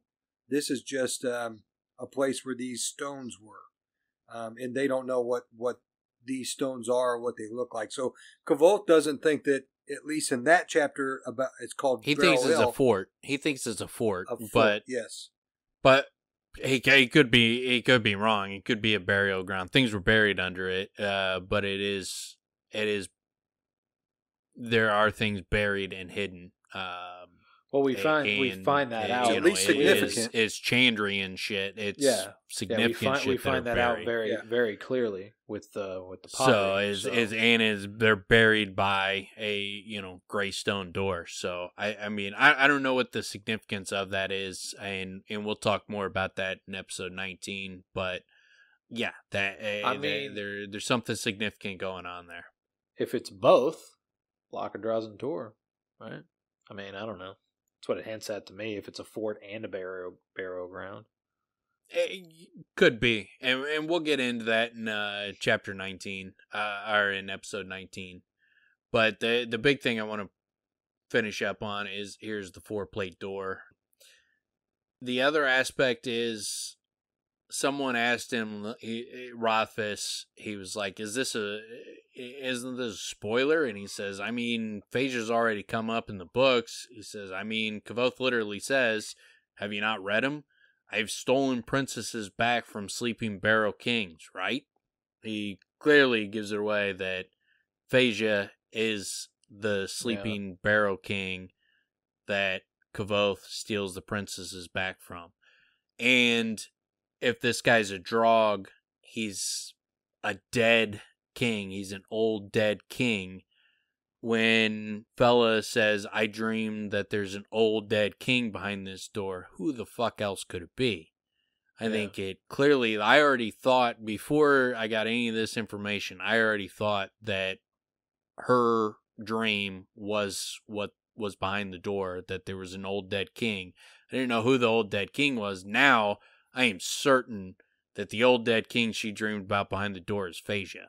King Koopa. That she dreamed about fucking Phaedra. And we will get into the King Koopa. Like, I think that fucking it ties in perfectly with this theory.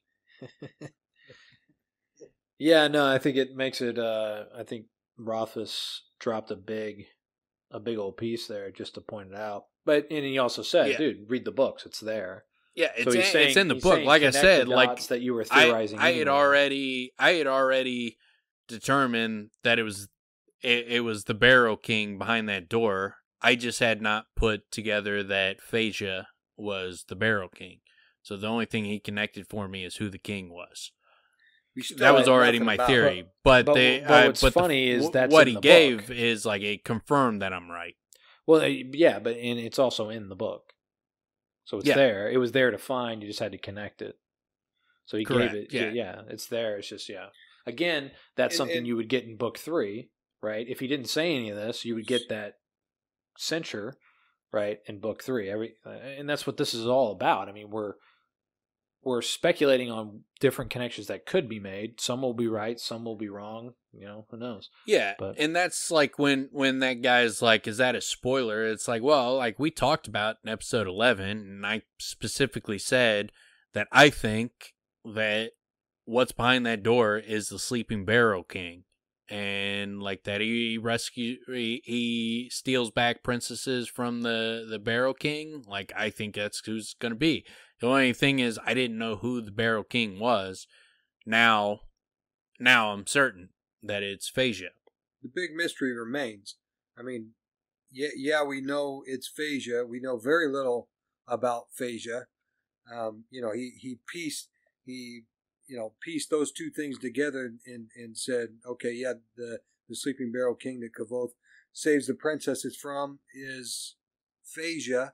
So what do we now know? Anything more? No, we don't know shit. Well, we do. We do know more. Because there's the coin that they sell where this whole thing came from. There's a coin that it's divided into half. On the top half of the coin, you have King Feyda, and he's holding his sword pointing down in his right hand, and in his left hand he's holding up like a parchment. And standing next to him there's 2 guys with like shields and swords on one side, and then 3 more on the other side of him. And there's the sun above his head. And then on the bottom half of the coin there's the moon. It's a crescent moon over his head. And the guys are gone. He's still got the sword, but he's holding the sword pointing up. And instead of the parchment, he's holding some kind of plant. And behind him, instead of the guys standing behind him, it is greystone doorways. So like 2 greystones with one on top, like an archway greystone. There's multiple. You can see 4 of them, and there's probably one blocked off by him. So there's probably like 5 of them standing behind him. That's significant. The fact that he is standing in front of greystone doorways. And I think the plant in his hand is probably significant as well. I'm sorry, what's in his other hand besides the sword? A plant. And when he's in the sunlight, it's a parchment. But when he's with the moonlight and he's dead, he's the Draugr. And that's the other thing. He's alive in the with the sun, and then in the bottom picture he's dead. He's the Draugr in the bottom picture, and he's holding a plant. So here's my things on a couple of the aspects of it. The fact that he's standing in like behind a bunch of like archways, I think is hinting towards the fact that he is in Feyreanial. They talk about the double circle of greystones, and that there's the archway with the shadow over it. I think that he's likely, his barrow is in Feyreanial. And beyond that, the plant that he's holding in his hand, I think could be the plant that has to do with the Cathay. He says like maybe the flower in his hand is from the Cathay tree, because they talk about a renna flower, which act as a panacea. They are able to cure any disease or heal any wound. Oh yeah, isn't there a discussion between Denna and Savoy and Kvothe? He'll make you go to the seeing tree.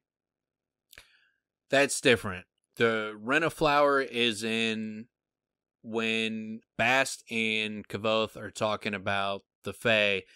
Kvothe mentions how, like, okay, when Bast is telling him like how dangerous the Cathay is, he starts retelling his story that he heard from Felurian, where a guy was in love with a princess and she fell deathly sick, and he went stole took a wren of flower from the tree that the Cathay's in, and he brought it back to her, and it healed her. But then she was promised to be married to some prince on another land, and so then they hooked up, and then the prince found out that they were in love, and so a big civil war broke out. So it was like to point out how dangerous the Cathay is. Like, this guy comes in to save this girl's life, but by saving her life, it results in a civil war happening. And he's like, Bass is like, that's whatever story. He's like, that's one of the warnings about the Cathay.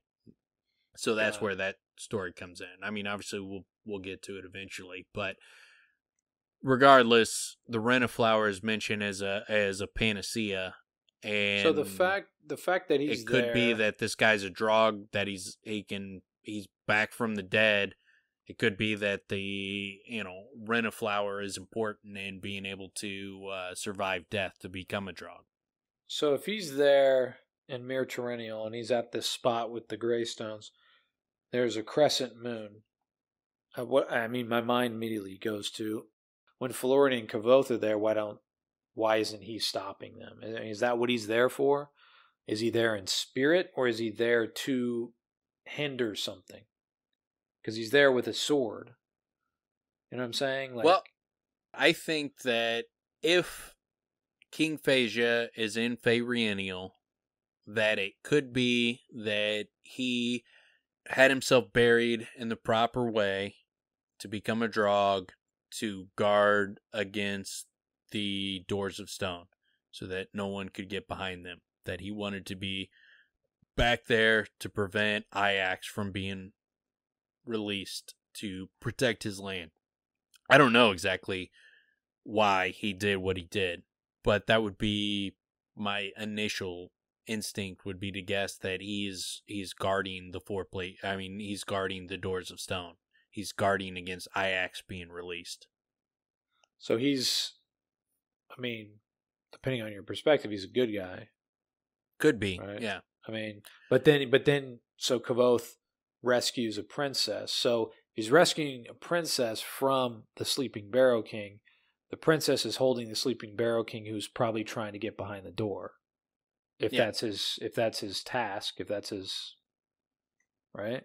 It could be that he's just a complete bastard, and that he just happens to fucking lock himself behind, in order to live forever, to be fucking king wizard, fucking Feyda, fucking big double dong dick in it, in order to be this dude, that he had to fucking be buried in this way behind these doors, and that he just happens to be in the way of the doors of stone, or maybe he's not in the way of the doors of stone at all. I don't know.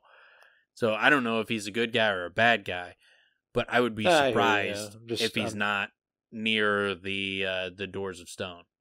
Well, it makes sense, considering the fact that on the coin he's standing in front of a bunch of fucking doors of stone. No, I'm spinning off what it means. I'm accepting what you're saying and saying, okay, then what does this mean for the other context? So it would make sense though if he's it makes sense in two aspects. One, because Kavoth does say princesses, right? Yes. Plural. If Denna is some kind of princess, and on behalf of Mayor Alderon, she somehow accesses into the four-plate door to get some kind of information, and he's there trying to hold it.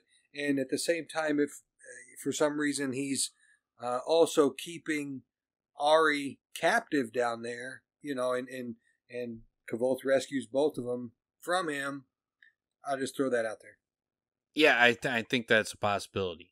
I'll run. We'll run through kind of putting all of what we've talked about together here. But one last thing I want to mention though is on the coins is he's holding a sword that kind of looks weird in the coin.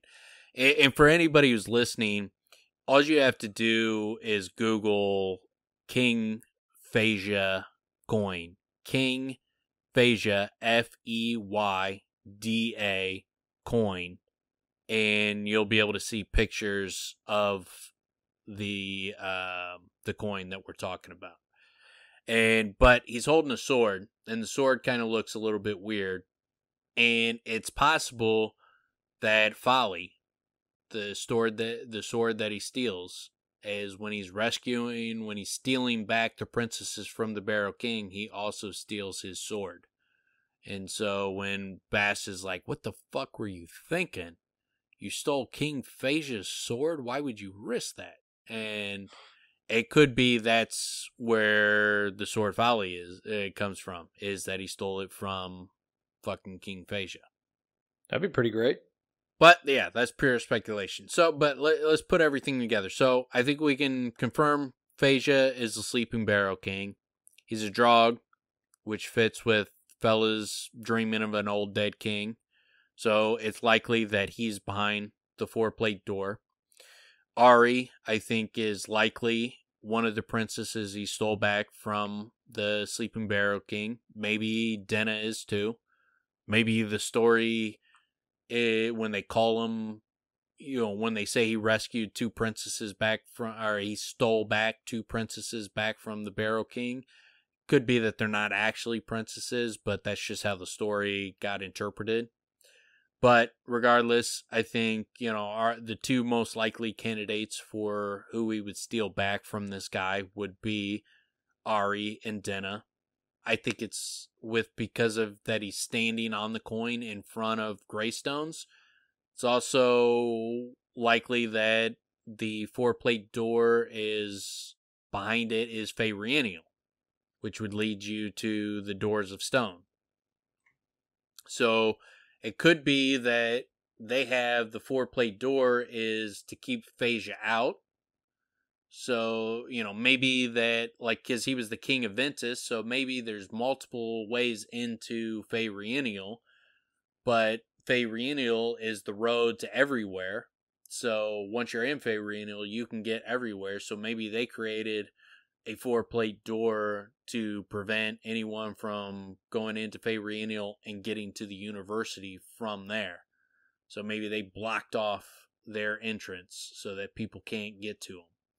Or it could be that there's some aspect of the university, the giant greystone, that in order to become a Draug, even though he's the king of Ventus, he had to be buried in the Commonwealth to be able, he was buried in the proper way. So maybe he had to be buried behind this 4-plate door. So maybe in that scenario, the only way into Feyreaniel is through the 4-plate door, and maybe the only way to come back as a Draug is to be buried in Feyreaniel. So that could explain why he would be in Ventus but be buried in the Commonwealth, is he wanted to be buried in the proper way to be able to come back.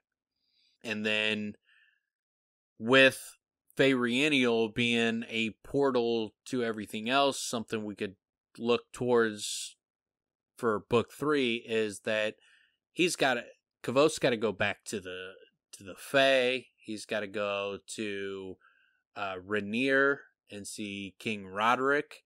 He's got to probably go back to the mayor. I don't think the coin or the ring the bone ring that he got from Stapes, I don't think that's going to be unimportant. I think that's going to come into play. So I think he has to go back and see Stapes again, or the mayor. He's got to go back there. So he's got to travel to a lot of different places. So it would make sense that he learns how to get into Feyreaniel, and that helps him travel around the world without this taking 7-8 years to do all these different things.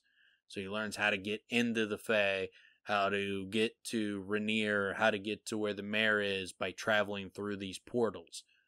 Does that all make sense? Yeah, it's that it's tying together a lot of loose ends. A lot of stuff coming together there. It would also too, because we talk about the Tall, and the Tall could be past the Stormwall Mountains.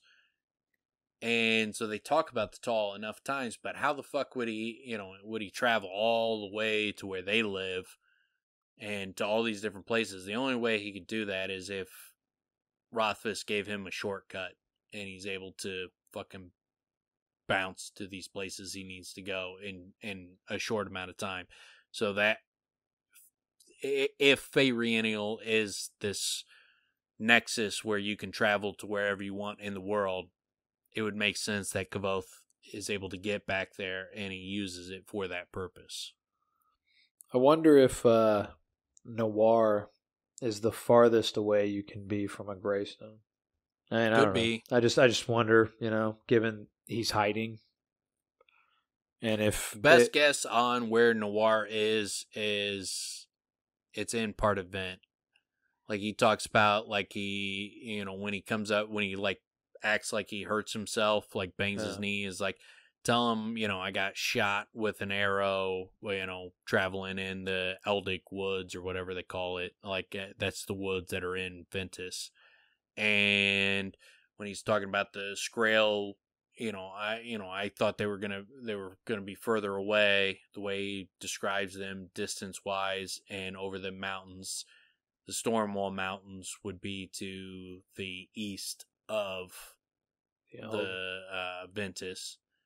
And like the coinage, the discussion, there's different reasons why you could kind of narrow it down to that he's close to Ator and that he's in Ventus based on the coinage and that kind of stuff, so that he's in part of Ventus, but he's also close to Ator and by the woods. So there's only like a very small segment of the land where that could be, but it's more than likely that Nowhere is somewhere near Ventus, somewhat close to the road to Tenue. Makes sense. Yeah. The last little part though, like I wanted to bring up on that was Master Loren. Like I talked about, like it could be that he got cracked trying to open the 4-plate door. Yeah. Now that I know who is behind the 4-plate door, it could be that he got behind there and he met Phasia, and that's why he's cracked. That he fucking went at this dude, or ran into him, and fucking Phasia fucked him up. Do you think Phasia has like a Grey Dalcenti deal where he can make people go crazy? Could be. Or he just I guess the probably the best terminology for that is he just kind of blew his nips off, right? Yeah. Yeah. He just blew his fucking nips off. And that's what it is. That's what it is to go to the crookery. You just had your nips blown off. And you haven't recovered, So you say things like, it's in me, it's in me, it's in me. Or they're in me, whatever that guy said. So now that we've tied in all that together, and now we've built out a much better case for what's behind the 4-plate door, I think one of the most interesting aspects of that is it also confirms a lot of our really good theories that we've came up with on our own that, tons of people have missed. Like you had brought up, Fitz, like that it seems like the Mario Brothers, and definitely what we've discussed ties in together with the Mario theory. Yeah, so like when he goes to save the princesses, they're going to be like, our princess is in another castle. And he'll be like, damn it. And so then he's screwed the pooch and got to run away. Well, something like that. The Mario theory, just as a recap, so we have, the way the Mario theory came in is we talked about barrows, which a barrow is a wheelbarrow without wheels. It's a barrow. And King Koopa, he's got a big spiked barrow on his back. Mm-hmm. And then King Feyda is obviously King Koopa. Well, but also don't forget, Koopa is sleeping a lot of times. Right? Yes. Yeah. When Mario's going in there, he's got to worry about waking up fucking old King Feyda, King Koopa. King Koopa, King Feyda. Come on. We know what you're doing here. So actually, I just pictured, so Kvothe walks in the door, but he does like the tiptoe. Yeah. Yeah. He's doing like the old inspector. But he has to like run over a flaming bridge that is like falling out, like, and he has to jump just at the right time to cross over into the castle, and that wakes up King Koopa. And then Ari, Princess Ariel. Denna could be a princess that he rescues. He's got to rescue a princess. Clearly, we've clearly established that he homaged the shit out of Mario Brothers, and that's a large part of the storyline. It's clear as day. You can't fucking deny it anymore. We fucking nailed it that he homaged the shit out of the Mario Brothers. That's solidified now. Let's not forget that point in the story where Kavoth jumps on the flagpole just at the right time, and all of a sudden those fireworks start going off. Yeah. So there's that too. Yeah. That's gonna be in book 3. My only part that I'm uncertain of is who's Luigi, because I've had many different feelings about it, but yeah. Loden. Loden's Luigi, huh? Yeah. Kavoth's got a brother? And the warp zones. Loden's Luigi, Kavoth's Mario. I mean, our other theories are not completely solidified, but I think, you know, if you're trying to tie in like the Mario Brothers, I think one other aspect is that you have to tie into that is the Twilight theory. You know that what? Avanthy is a vampire. I just realized when Loden's sliding around in the rookery. Oh it's yeah. It's just it's like them on the ice. Yeah, it's worlds. like but it's also like when you hold B and run and then jump. Yep. Just like that. Mm-hmm. Perfectly ties in with the Mario theory. So clearly he ripped off that. And then we know Avanthy's a vampire. That's how, like, Kavoth had to ask him to teach him. Like, he needs to be invited to teach him. So he's a vampire. Denna's a werewolf. That's clear. Like, you know, she dips out when there's a full moon.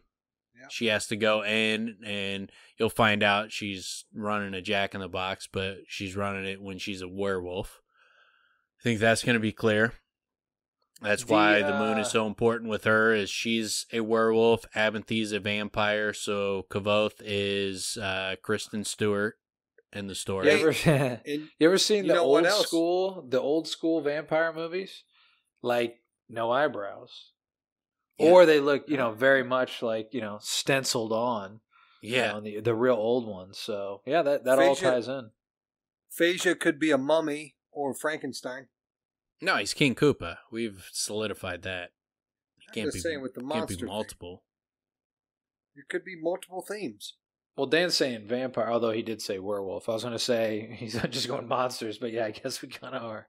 Yeah, vampires, werewolves, definitely in it. And then, like, you got to figure that at some point, like, Avanthy is, you know, werewolves and vampires don't get along, so Avanthy is going to kill Denna, and that's going to be what sends Kavoth into the Waystone Inn, is that his mentor kills his love, and that love triangle, like, Avanthy was desperately in love with Kavoth, and he fucking snuffs out fucking Denna to fucking... Oh, that's why he snuffs her out. Yeah. He's okay. That's the betrayal. That's the betrayal. Yeah, that is the betrayal. So we've solidified that. That is a gross twist. The only part that, you know, is we still need a little bit of work is the Lone Ranger and Tonto theory. Clearly, Gray Dalcenti, he's doing his fucking Clint Eastwood, the man with no name, doesn't like to talk, fucking giving that Clint Eastwood stare, smoking his cigs. But he's working to undermine the Chandrian, and he's eventually going to reveal himself as the hero, and Kavoth is going to be his sidekick. Mm-hmm. And that we're going to get that great fucking Lone Ranger Tonto relationship between them. Oh, I mean, that's like how they're going to bring down the Chandrian. He's been slow playing the Chandrian the whole time. Yeah. The good, quiet. The bad, and the quiet. Yeah. Yes. staying quiet, laying back, just waiting. Every time someone talks shit, that's why he's like, "Yeah, what up, Flippy?" That's why he's always getting over these Flip. Oh man, they're not. Yeah, you wait till you hear our fucking shit on Gray Dalcenti on what he likes to do with their names. He's like, it's a classic. He's like, Haliax, holla, holla, Hallie, holla. That's why he's always, he's not all buddy with them because he knows he's going to betray them. He's just waiting for the moment. Yeah. So he's always just laying back like, yeah, keep talking that shit, Cinder. I'm gonna fuck you up. Yeah. But he's the slow play. Flippy. So it's a lot of good work we did on brought in the 4-plate door, the Mario Brothers theory, the fucking Tonto theory, and the fucking Twilight theory. Like we've solidified those. Those are fucking set in stone. That we know what's going on in this book. If you're going to enjoy these books, man, you got to flesh this stuff out. And I'm glad that we are here to do it for everybody. Yeah. Yeah, I have not seen anybody flesh it out exactly how we have. And we've taken it to another level. Think how boring the books would be if we hadn't explained it all to everyone. Yeah. Well, the best part is like, I'm sure Rothfuss doesn't even know what he did. Like, he is probably all happened subconsciously. Once he realizes that he hears this podcast, it's really going to help with the third book. Like, I mean, once this podcast comes out, the third book will come out like a few weeks later because he'll just be like, boom, clicks all in his head. Like, that's the missing pieces. Like, I knew where I was going with this subconsciously, but now that I know that I'm doing the Mario Brothers and Twilight and fucking Tonto and the Bible and a bunch of other fucking things, like, now he's going to be able to fucking really tie it together. So you're welcome, audience. You're welcome that the third book is going to be as awesome as it is because of us. It's going to write itself. Yeah, I'm sure he's just sitting back. He's going to be like, oh, that's what I was doing. Yeah. Oh, okay. Shit, I didn't even realize. That's where that came from. Genius. Fuck. I'm a genius. That is a barrow. A barrow is a wheelbarrow without wheels. Duh. Like, and King Koopa's got a barrel on his back. Fuck. Oh, the princesses? Like, yeah. That's clearly Loden's fucking a lengthy fucking weirdo, and he's Luigi. Oh, man. So we fucking nailed it. Yep. It's all sewed up. Nailed it. Sutured. So, King Killers, you are welcome. Enjoy it. Yeah, well, I mean, we kind of know, so we know what's coming in book 3. I mean, there will be little nuances that will be fun to enjoy, but, I mean, we know, right? We know the peaks and valleys. Yeah, we don't know exactly how he's going to fucking tie all the fucking movies that he's stealing. Like, he also got, like, the Fight Club, and he's got his fucking Jack in the Box franchises. I was gonna say, kind of tie those in together and shit. So he's got a lot of stuff to tie together. It's gonna be difficult, but we got most of the puzzle pieces together now. What's gonna shock a lot of people is when book 3 comes out and it says Patrick Rothfuss, Doors of Stone, and then you see a big Burger King logo. Yeah, and a Jack in the Box logo. Jack in the Box, yeah. RC Cole. What in the hell? RC with a thumbs up. You open it up and just fucking coupons just start falling out the book. Dude, personally, I love the idea that RC Cola, for the first time in my life, has endorsed something. Yeah. I think I've seen like 2 RC Cola vending machines my entire life. Ever. I think I've seen 2 cases of RC Cola on the shelf ever. I was gonna say I'd be hard pressed to find it. RC Cola is kind of an homage to fucking Coca-Cola, so yeah, I guess so. It would make sense that he would fucking have RC Cola endorse a book that is basically an homage to like 13 other stories. Yeah, that makes sense. Speaking of that, something that'll probably blow your guys' mind, his homage to M. Night Shyamalan at the Waystone Inn.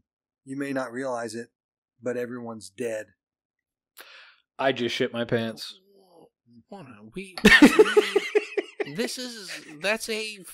We go over that. I don't even know, like, I don't remember what episode we mocked the shit out of that idea, but we spend an entire end of an episode mocking this theory. That everyone's dead? Not just a theory, Dan. Hold on, just so, like, because I don't remember where this comes up. Just for the audience, like, when Fitz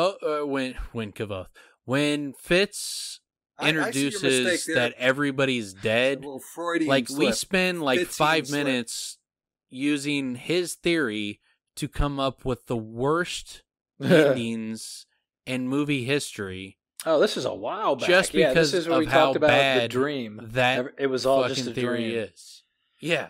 And he's like, this now. let me bring it back one more time. Like, after we'd like the funny thing is, mocking I was going to say the funny minutes. thing is, you bring it up and I'm like, I don't remember that at all. It's like, oh yeah, it was so terrible that we shat on it like immediately, and then never revisited it. Yeah. You guys just wait and see. Oh man, yeah. You wait and see. Yeah, enjoy that one, because it's gonna be like fucking 5 straight minutes of just pure mockery. See what just happened is Rothfuss was like, damn, they're nailing it. Mario Brothers nailing it with the vampires, nailing it with Twilight, nailing it with all these, and then Fitz comes out with Everybody's Dead, and he's like, this fucking idiot. What does he think I'm a shit writer? Yeah. I'll have my vindication. I do love that theory resulted in, like, well, what would you do if you were going to make the worst endings ever?